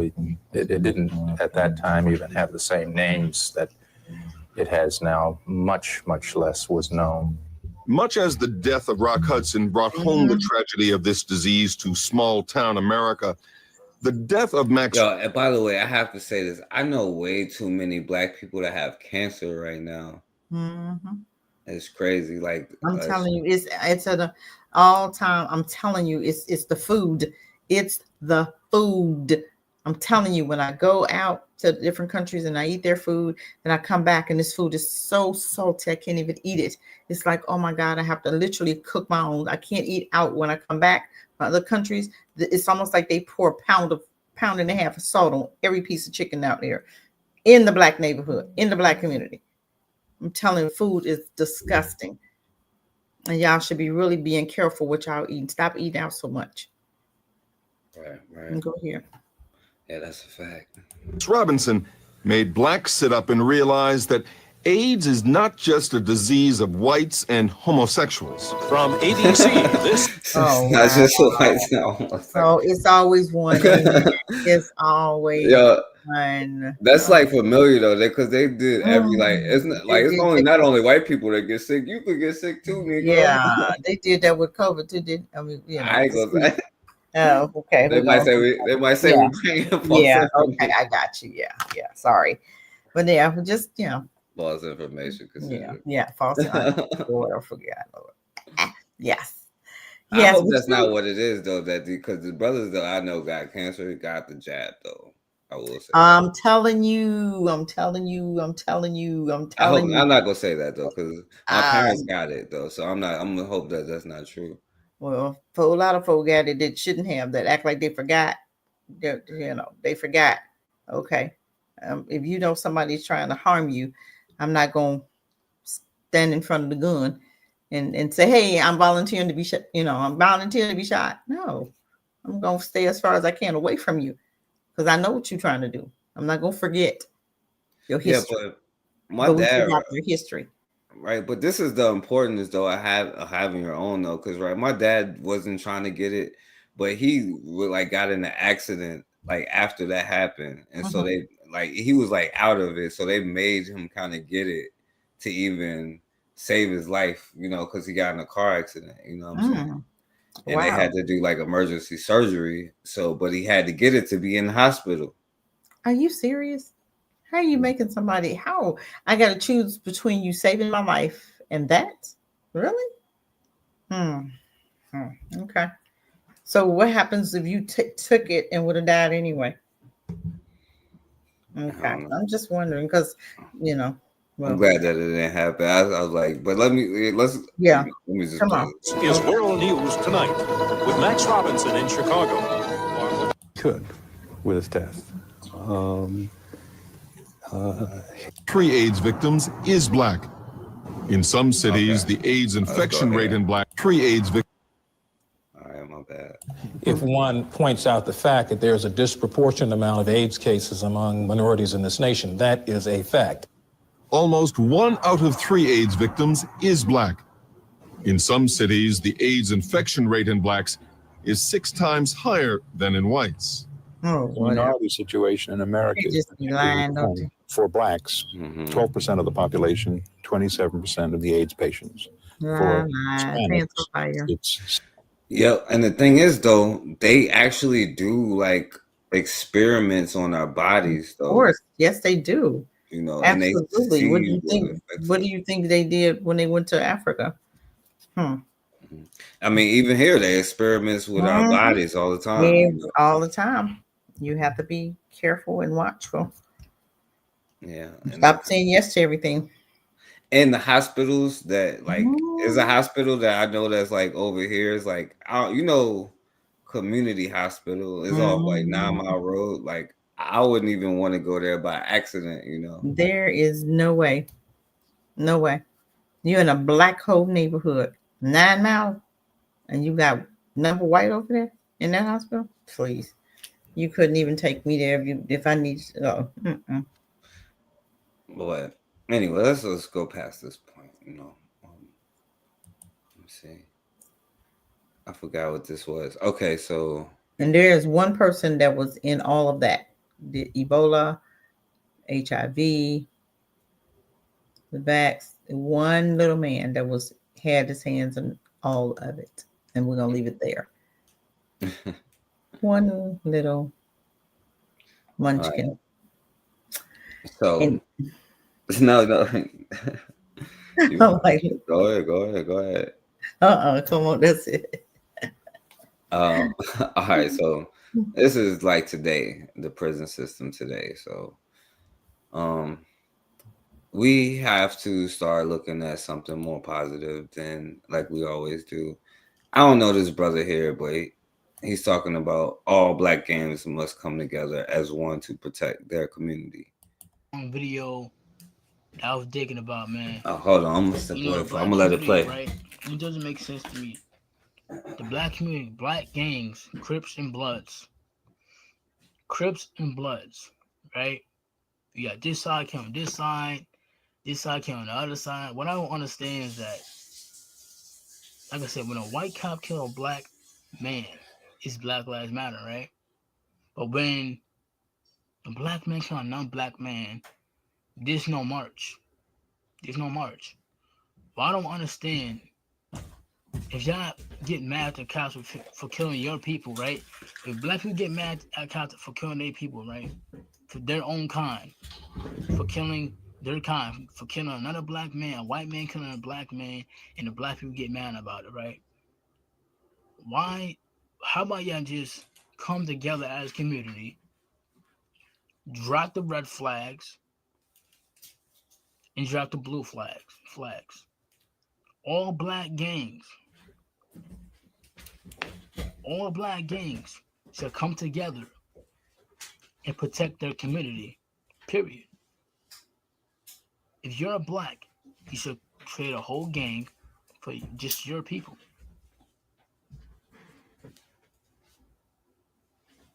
Just like the cartels.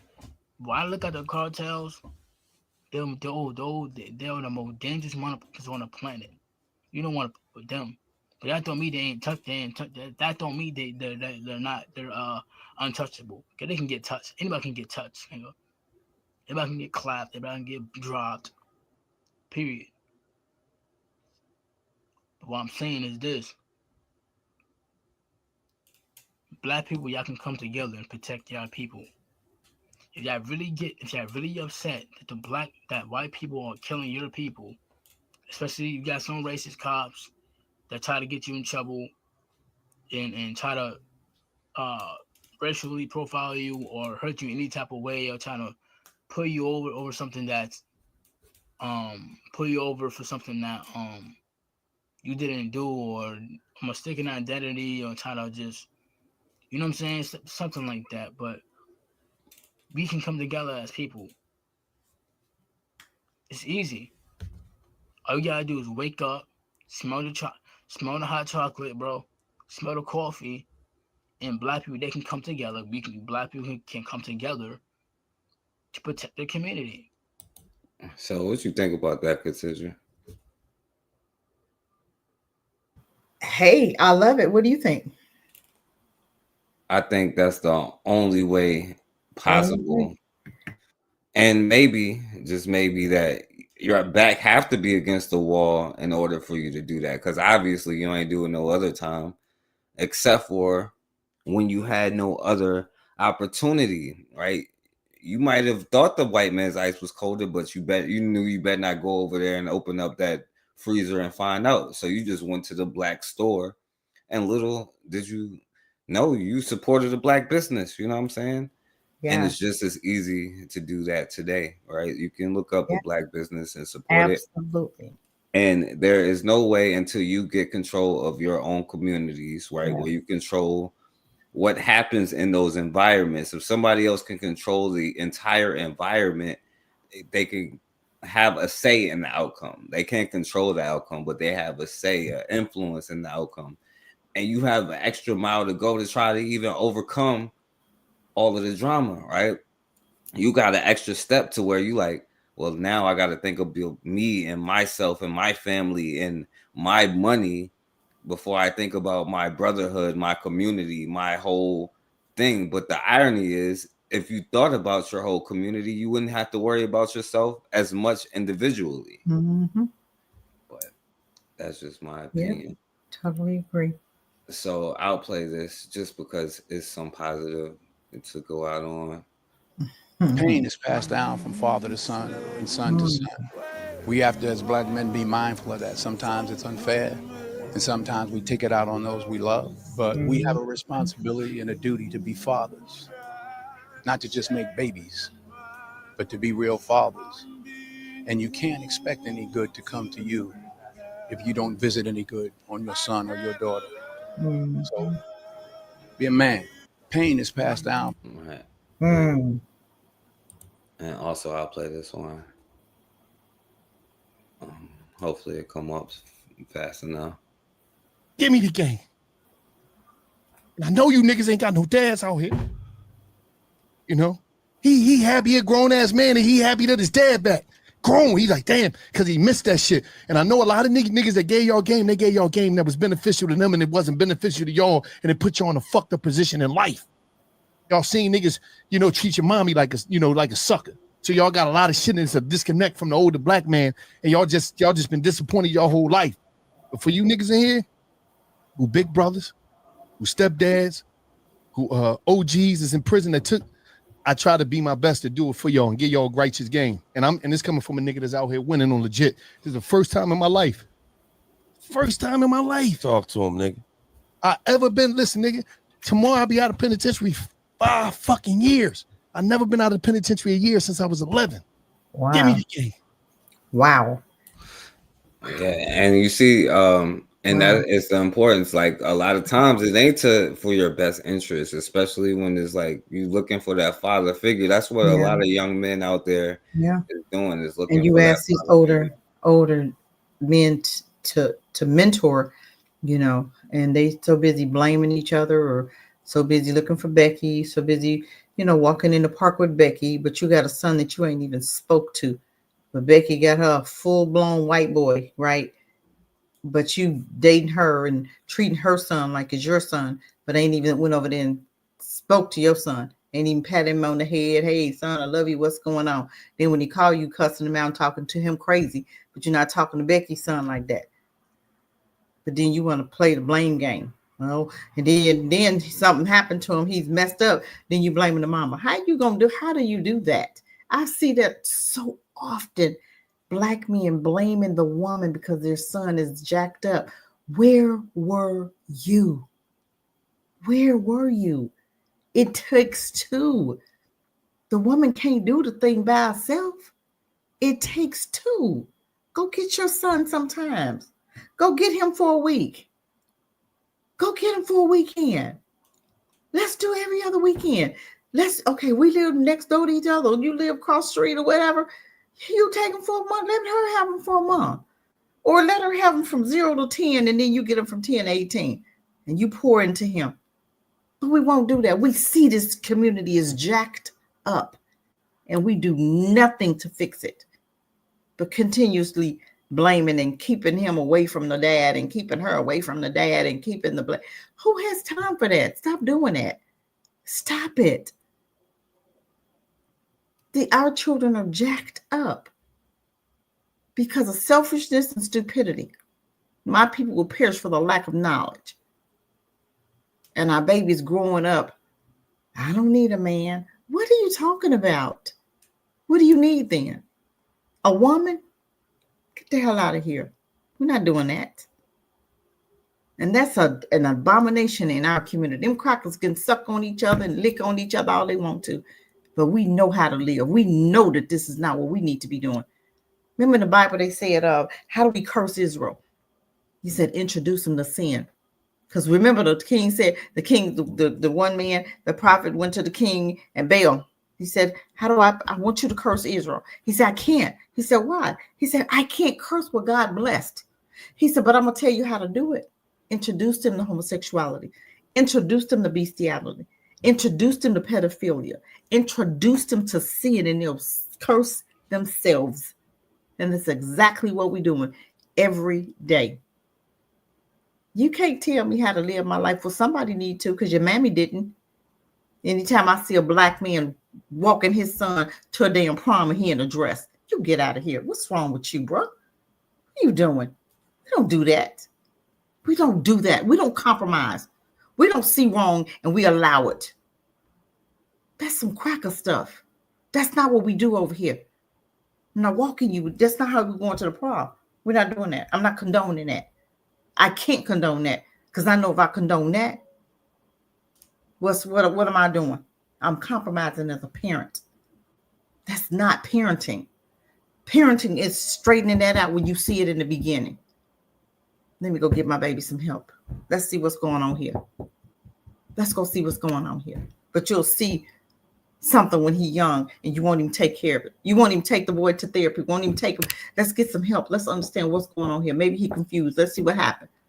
And a lot of this is going on because mom was working 16 hours and you got your baby with a dude, you got your baby that's sitter whose husband is messing with your son.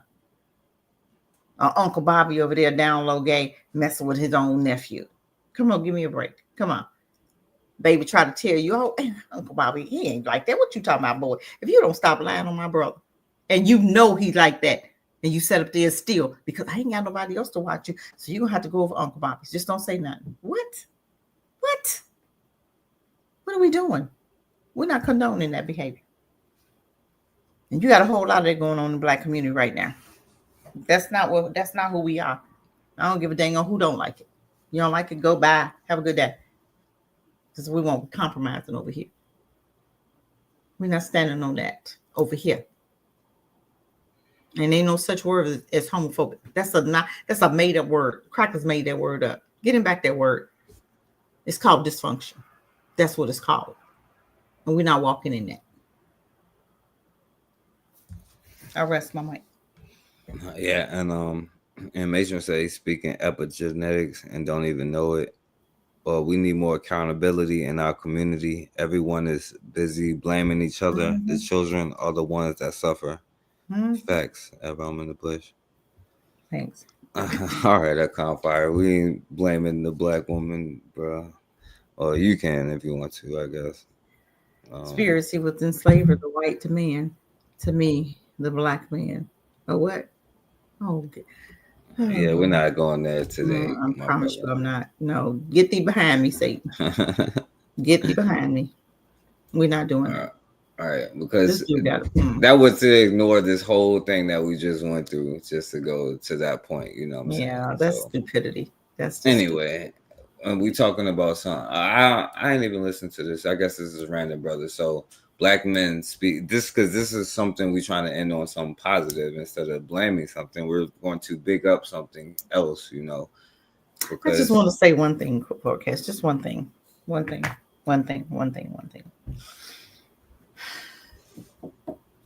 I guess we women now are having babies by ourselves, right?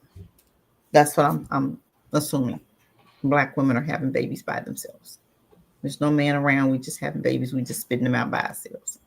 So we're going to sit up here and point fingers at Black women for the lack of Black dads being in the home, for our boys growing up gay because they're lacking their Black dads. That's the sad part when we can sit up here and see and say stupid stuff and blaming one person when two people are having a baby. That's stupidity. That's stupidity. And that's the sad part about it. And this is why the Black community is in the shape that it's in right there. Comments like that. That's some white supremacy talking points. I don't know if this person is Black or not, but that's some white supremacy talking points to me. That's not even a Black person talking. And if it is, what's that school that what was that movie name? We need to send him there. We need to send him to that school. Because if that's a Black man making those comments, that's pathetic. It's sad and it's pathetic. And he needs to be blocked. You coming over here with all that crazy talk, you're not ready to learn. You're not ready to change. You just want to stay stuck in the same position that we've been in for 500 years. We're leaving you behind because we're growing. The curse is coming off. We're walking in freedom right now, and we're not blaming each other. We're walking in freedom. We're not blaming each other for stuff that was done in our neighborhood by somebody else. And now we want to blame us for what they did to us. How do we do that? Right. Yeah, we can all make a case about. That's why we'll always be arguing to because hey, it's your fault, but no, it's your fault. It's all of our. It's all of it's true. We're so busy arguing about whose fault it is. How do we change it? How do we become free? That's all I want to know. How do we build from there? How do we come back and build together? How do we build for the next revolution that's coming? How do we protect each other? Because I'm going to tell you what, while you talking that, we're going to need each other. For the next 4 years, we going to need each other. Trust and believe that one. You got somebody in that office that's going to make Black folk come together, whether you like it or not. That very woman that you want to blame, you're going to need that woman. Unless you gay and you sucking on some other stuff. I'm just saying. Okay? But Black folk, we're going to need each other. And it's going to be months. It ain't going to be years. It's going to be within the next few months. Think about that. That very woman you just blamed, you're going to need that very woman. Go ahead. All right, so we're going to finish with something more positive. Black men talking. I ain't listened to it, so I hope it's positive anyway. Being a father is the greatest thing in the world. Yes. Father means being a protector, provider, an influencer, motivator. Responsibility and sacrifice. It means a lot because, my father wasn't really in my life like that. So to be in my son's life is amazing. Means everything. I grew up without a father, so I feel like this is my mission to fix my generation. Come on. My children last year did they hired a. All right. My brother MD2 came on here, and before you go in, my brother, what's the best gift you ever got for Father's Day, my brother?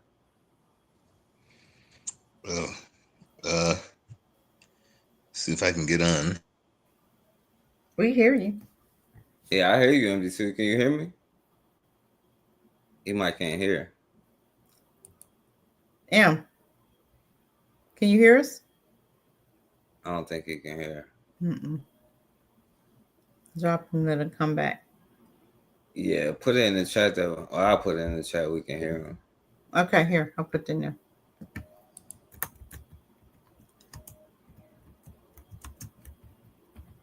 But all right, so I'll play the rest until he can see it and come back on or whatnot. I'm just putting. I don't know if he can see the chat or here.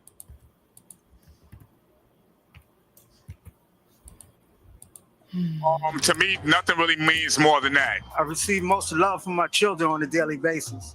The best gift that I received for Father's Day was thank you from my daughter and my granddaughters. And they said, thank you, Grandfather, for everything you do and for being here with us. That was my greatest gift. That thank you. I ain't talking about sitcom, Dad. About the negativity, block that out. Always see your children. Be present all the time. Just be present. Yes. What advice would you give new fathers? To be patient. Be there. Bad times, good times. Yep. And there's always be there for them. Always be there for your children as much as you can. Don't worry about the negativity. Block that out. Always see your children. Be present. Yeah, all the time. Just be present. Just try to be in the child's life as much as possible because, it's all about time. So the time that you get to spend with them is something that you can't never get back. Put your children first. I love it. I love it. Yes. Now, this is my favorite. I love it. Okay, whatever sacrifices you have to make. I love it. Yes. They're worth it. Yes. All right. That's a good question too. But what's going on, my brother? Yes, I love that. What did you wish you knew before you were a father, before you became a father? Yeah. I'm digging it. As one, oh my gosh, I could fill an encyclopedia of the things I wish I knew before I became one. But I became one very early in my early 20s. Okay. Without knowing what I was doing at the time. But oh man, the list is endless. Before I ejected myself from your chat, you had asked me about Father's Day. What's the best present? Well, I guess this was a better question. What did you know? I was just asking the question that was on here, but okay, yeah. Oh, okay. There's a lot of things I wish I knew. But the good thing is not knowing is what I had to learn, and that's I'm glad that I learned it through, because the advice I could give is the things that I know that other brothers who aren't fathers yet probably can it'll actually make things better. Here's what I mean.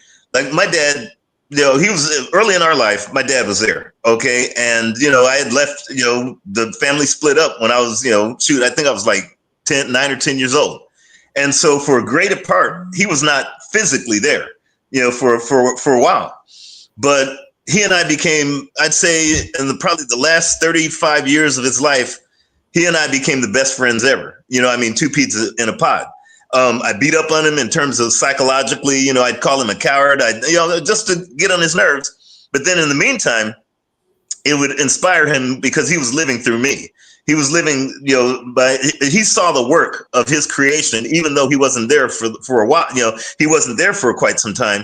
He saw the work of all the things, of what he had built, even not being there. And here's what I mean. The best thing that a father could do is protect, advise, and inspire. Okay. And that's what he did for me. In other words, when I was in, I call it I was walking the green mile. That's a marriage that you shouldn't be in. And I was literally walking the green mile, and my dad says, "Look, son, you have to leave this. This is not for you. This is, there was something that should have never been." He says, "With all your talent and the things that you can do and the things you create and what you invent, why are you not in China right now making money and amplifying your talents?" He says, "There's, it was literally, I was only in my early 20s, and I had the high blood pressure of a 60-year-old, arthritis. I had ulcers. I mean, the doctor was like, even the doctor said, 'Look, you're not going to make it.' He says, 'What is driving you crazy? Something is really bad.'" And it was a quote unquote malinformed so-called relationship. So what it was is my dad said, "Look, son, what you need to do is drive west and don't stop till you see the water. Your daughter will be with you." He says, "You can't take her because, especially where I live, back in the state I lived in, that's not very advisable, for fathers to do that, because, they'll put you away in a heartbeat." And he says, "Your daughter will be with you." Okay. He says, "Just be a pioneer." He said, many times these individuals, they went out and pioneered. Even if they didn't have the families with them, they opened up and created legacies. Don't ask me. That's why all these 50 states are what they are, because, individuals were doing what they did to go ahead and create a new future and to create a real reality outside of European construct. And my dad was telling me that. He says, "Son, get in your car." He says, "You have so much talent in you." Because what I was doing is I was trying to build a business, and, it was in a Western state, or a Midwestern state, for lack of a better term. And I was elevating. I mean, I had folks all over the place, traveling over 100 miles to come and get my services as a producer.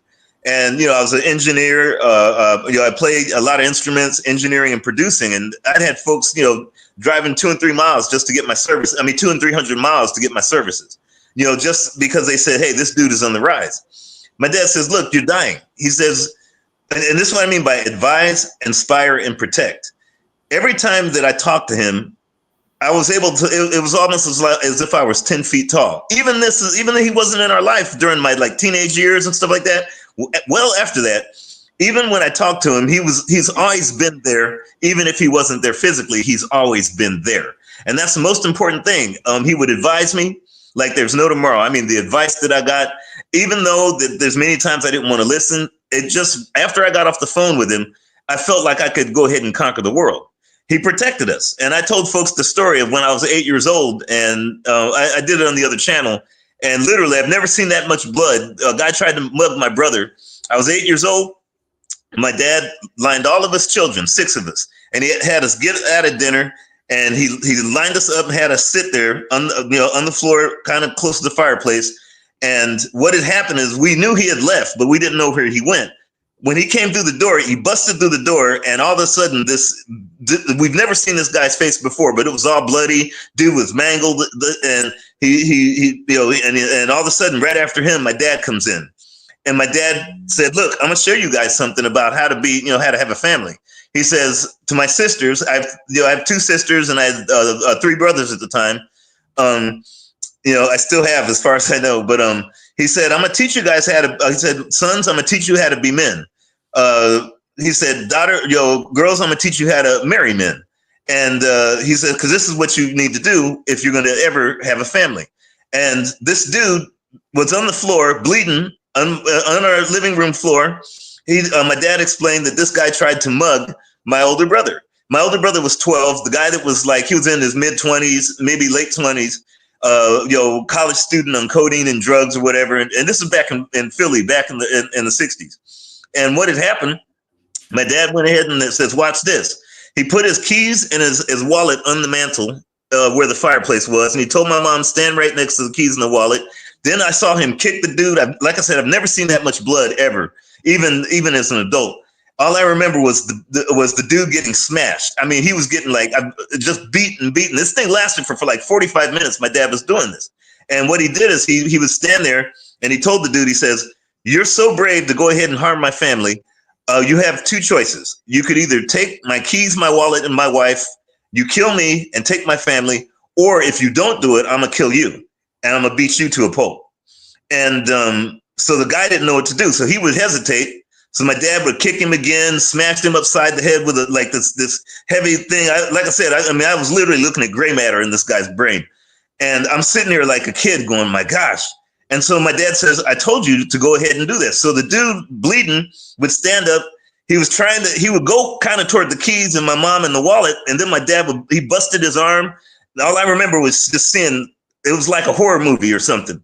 And my dad was going over this routine for like 45 minutes as we as children were watching. A lot of folks would say that that's child abuse and how do you put child in trauma? No, that's not trauma. That's reality. Okay, because a lion out there in the desert or any other animal will do whatever it has to protect its family. And it doesn't look at anyone else's ideology of, oh, you're going to hurt the child's mind. No, that helped me. That was the most important lesson I ever had in my life, between that and what he did at this pawn shop one time. And it taught me how to go ahead and look out for yourself, even if you have to kill someone. And not even if you have to, just because you have to. And the thing is after my dad beat him up, my mom was like, look, you're going to kill this guy. We can't have this, a murder in our living room. My dad said, okay, which my mom should have never done, but she was cool. I love her. She should have just said, kill him. So we as children could see how far you can go ahead and protect what's yours. But then they called the cops. Cops came in. They said, yeah, we've been looking for this guy. He molested another young boy and this and that. Thank you. They threw him to a gang and the guy probably got killed later on. But the thing is between that and, like I said, the pawn shop incident, because I played trumpet for close to 60 years now. And the thing is, I played a lot of instruments and my dad spent a week's of his salary. Remember, this is 6 kids in the middle of in the 60s. And there's no money to be around. We lived in roach infested row houses in Philly. But my dad and mom always tried to do 2, 3, 4, 5 jobs to make sure we had what we wanted. So he bought this trumpet. I had this one doctor who was one of the most professional trumpet aficionados on the East Coast. My dad paid for him to go ahead and teach me how to play trumpet. So he told me, he says, look, everything is good, but I think there's a problem with the trumpet. It's a little sharp. It's not really doing what it should. It was only $45, but this is in the 1960s. That might as well have been, $300 or $400. My dad went over to the pawn shop and says, look, this trumpet is not, the doctor said, I'm paying for this. And I want my son to be Miles Davis. And if he has a trumpet that's not perfect, then I have to get my money back. And the pawn shop dealer said, no, all sales are final. So my dad says, he pulls out a gun and my dad says, I could use my gun or we could use your gun. And what he did is the pawn shop guy pulled out his gun and he went and put the gun on the counter. My dad says, spin the gun. Whoever gets to it first can have the trumpet. The pawn shop guy knew that if my dad was ready to die for me to have a trumpet, then he just gave my dad the money and the trumpet and said, look, if you're that serious about what you want for your son, I've never seen anything like it. This is what the guy was saying.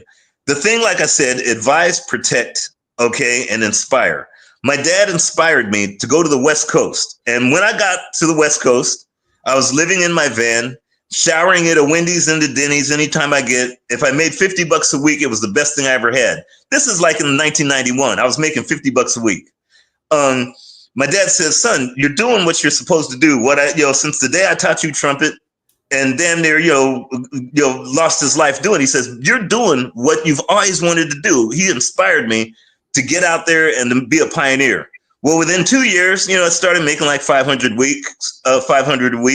And then within about 6 years, I was making $5,000 a week. And then in about 10 years, I was making about $10,000 a week at the time, when I was on tour.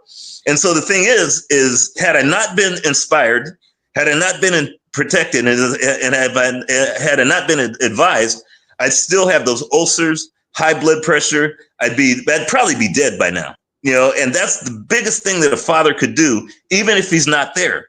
All he has to do, if he's not physically there, which is very important, you need to have him physically there. Mine was not there, but he was there more than he could have been physically, because of the things that I learned from him when he was alive is the things that propelled me to doing shows like the Grammys, Jay Leno, Arsenio, David Letterman, Super Bowl, Oscars, Grammy. I mean, I've been all of it, at their so-called White House media time.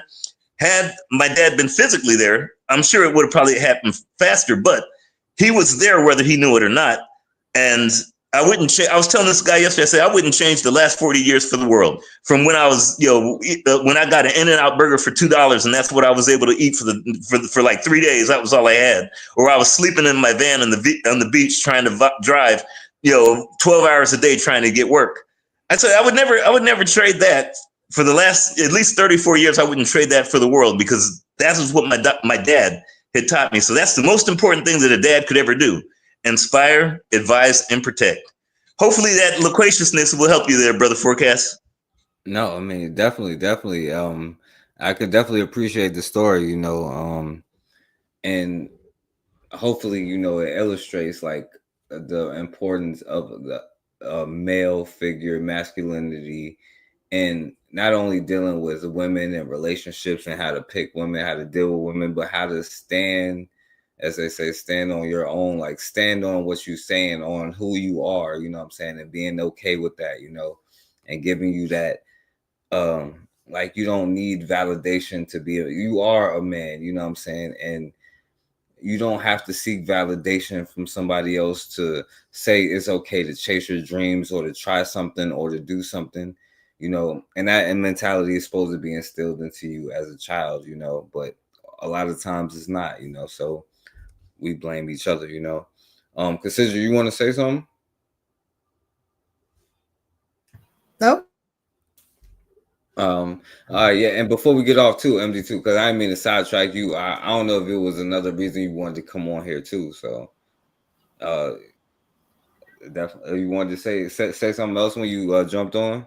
No, I was just enjoying what you guys were talking about. And one of the things I wanted to say, and you had brought up the gangs very early in the show. I was listening to, one of the things, and I'll do this later on, maybe talk on a live stream. And basically what it is, because we haven't had the ability to actually be who we are as people, because we're just basically, as Dr. Amos Wilson said, walking through in a somnambulistic state. We're basically clones of what we're reactions of what other folks have done to us, clearly.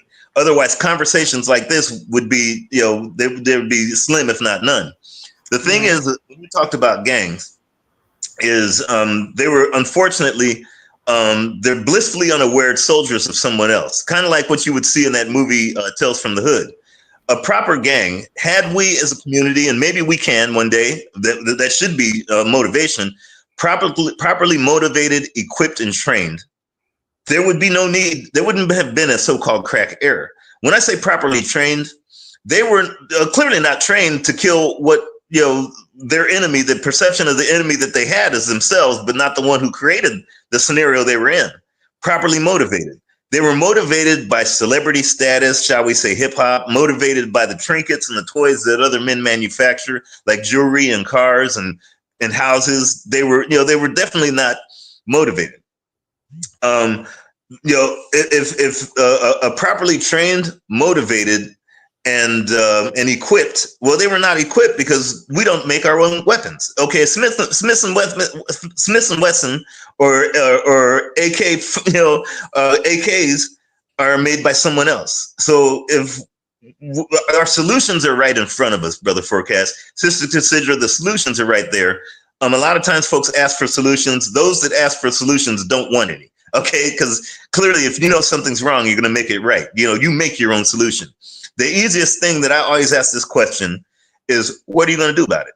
And that's one thing that I ask myself, no matter what other folks say, do, or I'm asking myself, am I doing something to change the scenario? And yes, I am. I've been doing it for 20 years. I've been working on something that I know will change the overall scenario of the things I might want to complain about, or the things that upset me, or the things that are definitely uncomfortable. I'm telling myself, I have to change this. Other than rhetoric, other than inspiration and making folks feel, oh yeah, I'm black. My thing is, what are you physically, outside of words, what are you doing every day? What are you making? What are you inventing? How are you designing? How are you protecting? How are you making something that somebody else wants, needs, can't do it out and ready to kill for, that will change the trajectory that black folks run right now, which clearly is not a very good trajectory. Hopefully that answers your question there, Brother Forecast. Oh yeah, definitely. And you definitely bring a lot of real information, and I think it is important that what we highlight this is like, why don't we have this mentality? Because we do create these things, but we create it for organizations. We create it for other businesses. We, as a brother had, a quote unquote brother has said, I wake up every morning and think, how can I get my bosses more money? You know what I'm saying? And how do we flip that to, how do I make me and myself and my community prosper? You know what I'm saying? So go ahead, Cassidra. For one, until we start educating our own babies, that'll never happen. Until we start educating our own babies and tell them how. You got the wrong people training them. You got the wrong people teaching them right now, who ain't trying to tell them to have their own anything, who's trying to put them in dresses and tell them how great it is to masturbate, how great it is to sleep with their own same sex. That's what they've been taught in schools now. But until we take back our babies and begin to educate our own, it'll never change. You have people educating them that don't even like them, that want to destroy them, and we're allowing it. Shame on you. That's our fault. Because we know these people don't like you. You give them your baby every day. And then we go to their jobs every day. And don't say you a Christian and you this, that, and the other, and you want to work for Satan every day. Because we know what these people doing on their jobs. We know. But we'll go, well, got to make some money some kind of way. That's what we hear. Got to eat. Yeah. But all money ain't good money. Okay. I rest with that one. Thank you. One sec there, Brother Forecast. I'm sorry for interrupting. Thank you, Sister Cassidra. You just woke something up in me, as always, that just makes me just go, whoa. You did something that I've been trying to tell folks for the longest time. This is something, Brother Forecast. I have a degree as an architect, an acoustician, architectural draftsman, production. The thing is I've made more in terms of a European construct when they talk about money or whatever. I've made more doing the things that I taught myself than what I was taught in college. Okay. When Sister Cassidra brought up education is practical application of information. That's all it is. Okay. You're practically applying some kind of information and then you become educated, whether it's how to learn to walk or how to make drugs, doesn't matter. The thing is when we let somebody else teach us, they give the information, and the only thing we did is practically apply it to destroy us, whether it's broke backs, whether it's, like you said, how can I make my boss more money? I mean, literally, we're indoctrinated, not educated, but indoctrinated in order to support someone else that'll continue to make sure that this relationship of master and slave continues forever. The thing is, I tell folks, whatever you do in life, just do innovate something that the world has never seen. And I'm going to tell you, education is better than 2 and 2, even though math is important. So what? All the so-called wealthy individuals that everybody extols in this world today are the ones who never really got their wealth from what they were, quote unquote, educated to do. They had an idea, they came up with something and they said, hey, I'm going to try this. I'm going to go ahead and see if I could, whether it's a hustle or whether it's an institution, they built it. So the thing I try to tell folks is every day you get up, try to think of something to invent. Something that somebody said is impossible. You don't have to go to school for that. That's why I always beat up on these so-called internet, wealth gurus. I'm a doctor this and I'm a PhD and I'm a professor that. I laugh at them because most of the guys that have the guys that have 7 and 8 figure bank accounts with 2 commas and 1 decimal point, and some of them with 3, many of them didn't get out of the 8th grade. Okay, in European terms, there's many that I know that didn't make it out of high school in European terms. They had an idea, they created a certain service, a business, or an idea, and they said, well, I didn't go to school for this. I taught myself. So I tell folks, more importantly, of course you can't teach yourself brain surgery, or maybe you can. There's no such thing as can't. Somebody had to teach it before before we got into an institution. My thing is, every day you wake up, say, what can I invent that'll change the lives for Black folk for the better? I'll pass the mic. No, yeah, I agree with that 100%. And before we wrap it up, you want to say anything, any last words before we get off of here, MG2? Yeah, I'll just tell folks, I mean, in today's environment where our competitors, some folks call them Neanderthals, I call them crackers, it doesn't matter. Our competitors and their ilk, which includes everything that's not African, they're up against the wall. And right now, if you're not striking while the iron's hot, the hot iron's going to strike you when others get their hand on it. My thing right now is whatever you've been doing, and clearly all of us, whatever we've been doing in the last 30 years, 40 years, 50 years, 20 years, do the opposite. No more trying to go ahead and please anyone. No more trying to go ahead. You go to work. Oh, I need to do this so I can make that. No, tell yourself now, whatever I did to get to this point, if it's not making me take over the world, I'm doing the opposite. And I almost guarantee you will as a Black folks. Thanks to you there, Brother Forecast, Sister Cassidra. Always wonderful listening to you guys. Y'all take care. Take care. Shouts out my brother MD2. Shouts out Rasheed Holmes. He said, I'm glad we will be forced to unite and work together. Facts. Cassidra, shouts out to Rome. Y'all support Rome in the Bush organization and what she's doing. Y'all see her thing right there. Cash App. Y'all make sure y'all support everything she's doing, because she actually has businesses where she's helping a lot of people. And she can probably, well, I ain't gonna say that because you gotta pay if you want her to help you. So I'm just playing. But Cassidra, what you got to say to wrap up everything we was talking about tonight? I just hope we are listening, because we say the same stuff over and over and over. And it's time for us to listen. It's time for us to hear. It's time for us to move. Now is the time. Now is the time. They doing their little thing over there. They talking about separating. Okay. I'm glad they even brought it up. A lot of people went, oh my God, they want to separate. You ought to be tired. You ought to be ready to separate. Y'all should have had y'all bags packed already at the door. Which direction? Where we going? Which way we going? But you still have Black folks sitting up here still not thinking about the future, not thinking about their next move, not thinking about, okay, now is the time that we need to be doing this, and this. They're not thinking about that. They so busy thinking about this, that, and the other football game, or, whatever. Okay. But my thing is, it is time to build. It is time to do what we need to do to come together, to start retraining our thinking. And you can do that yourself. Just do the opposite of what they tell you to do. Do the opposite. That's how you do it. Just do the opposite. They come and tell you, hey, we're going to go left, go right. They tell you we're going right, go left. Whatever they tell you, do strictly opposite, period.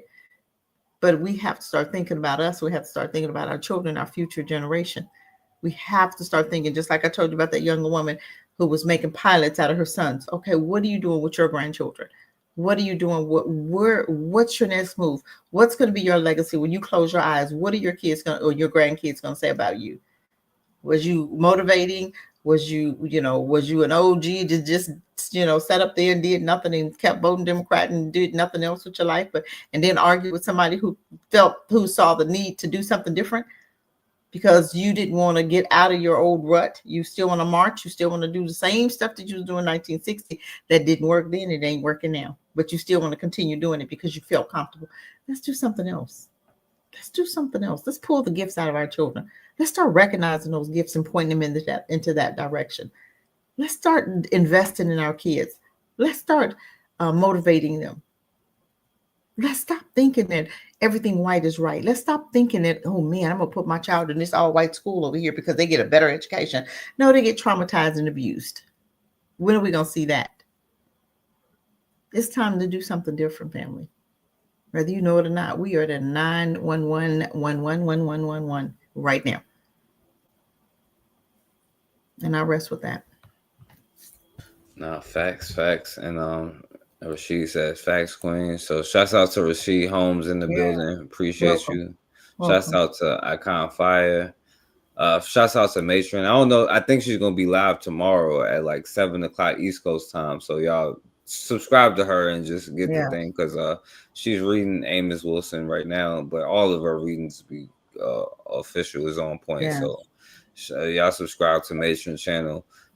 Shouts out to Raw in the building. Shouts out to my brother Anthony was in the building. Shouts out to my brother Koku, Bitter Medicine Podcast in the building, Jermaine Thompson, everybody else who was listening. I wasn't going to do it, but you know what? This is my last words, consider it. He said it better than I could say it. Crime is not Democrat or Republican. It's not Democrat or Making the Republican. streets safe is not a Democratic or Republican issue. It's not. One of those issues I hope this passage of this bill will be taken out of the gridlock category. Your brothers ain't got to come at me and consider an emerging consensus. And the consensus is as follows, and I will cease when I finish this statement. The consensus is A, we must take back the streets. Take back the earth. It doesn't matter. It doesn't matter. Or not the person that is accosting your son or daughter, or my son or daughter, my wife, your husband, my mother, your parents. It doesn't matter whether or not they were deprived as a youth. It doesn't matter or not whether or not they have. I don't care if they molest animals and rape each other and do all kind of weird. I forgot that video you sent me where they was doing that weird stuff over in Europe. I don't care why they do what they do. No background that enable them to have to become socialized into the fabric of society. It doesn't matter whether or not they're the victims of society. The end result is they're about to knock my mother on the head with a lead pipe, shoot my sister, beat up my wife, take on my sons. So I don't want to ask. I don't care. What made them do this? I don't care if it's good ones. Taken off the street. You got to get them out of here. That's number one. There's a consensus on that. Is consider MD2? Is there a consensus on that? They must be taken out. Y'all agree? 100%. Consensus on that. Thank you. Chairman, did you do? No, I agree. Yeah, we should take our competitors out with prejudice. What's prejudice? Extreme prejudice. Judiciary Committee, the Democratic President of the United States of America, the Democratic Attorney, Republican Senator from Texas, find some fringe folks in the study groups on the right wing and left wing. You know, it's always going to be the good ones, the good ones. And left wingers in my party who say, no, that's not what we should do. But politically, that consensus has been arrived at. I acknowledge there was not that consensus in the 60s. There is today. I would say that. We was on some integration stuff in the 60s, but as much as brothers get mad at us calling it out, we reached a consensus today. There's a second thing that we all have agreed upon.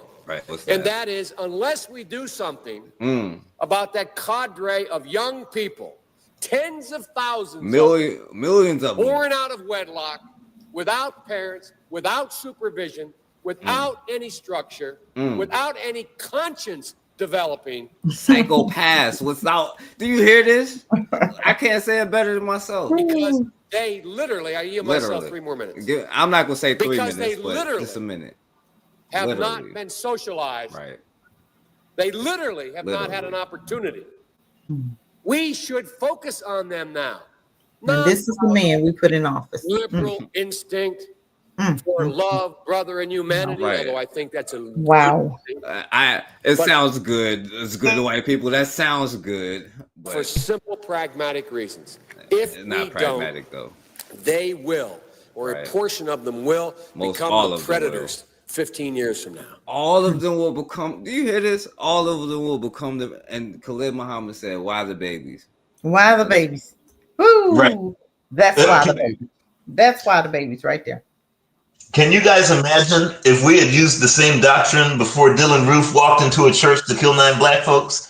That we took it, if we took this Biden's advice for getting rid of the real predators? Wow. Woo! There's still up. There's still a chance. I don't care why they are like they are. It is what it is. You know what? And then had the nerve to say, "I know we created it. It doesn't matter." Oh yeah, you created it, but it doesn't matter. Okay. Oh yeah, I think you're about to say that. Madam President, we have predators on our streets. Cassidra, we have Madam Cassidra, we got predators all over the planet. Yep, I'm looking at one of them. As in fact, in part because of its neglect, created by these Negroes out here. Does not mean because we created them. Listen to it. Did you hear it? We do not take them out of society. society. Rewind that for a minute. It does not matter what that we created it. Okay, right there. Does not mean because we created them. In part because of its neglect. Created. Okay, that's all I want to know. Does not mean because we created them that we somehow forgive them or do not take them out of society. He said it doesn't mean we forgive them. It doesn't mean we forgive them. We might have created it, but it's okay. They are beyond the pale. They're beyond people. All of them beyond the pale. All of them. I'm not all of them. Thank you. Does that include his son too? And it's a sad commentary on society. Does that include his son? It's not that sad. It's not that sad though. We knew who they were. So. But to take them out of society. We got no choice. And the truth is, we don't very well know how to rehabilitate them at that point. Can they be That's the rehabilitated? sad truth. You're looking at the fellow who was one of the primary architects of the Sentencing Commission. You know what the basic premise of the Sentencing Commission is? I know the presiding officer. All right, let me stop there for that. Woo, woo. Before we start getting into the lesser of two evils. All I'm saying is, I don't care why they are the way that they are. We must take them off of the street because I don't want them knocking my mother over the head. I don't want them knocking me over the head. So I don't want them trafficking our babies anymore either. Exactly. Or controlling our communities, or I don't want them shooting our babies in the head anymore either. Right. Or infiltrating our schools, or sleep with our pets. Or like not taking baths and all this stuff. Or anyway, so we'll get off of here. I appreciate all of y'all for listening. And thank you, MD2, my brother, for coming on here. Y'all subscribe to MD2 too. Absolutely. And y'all support Cassidra Realm in the Bush organization. And as always, man, we have got to start standing for something, or we're gonna keep falling for anything. Peace, family.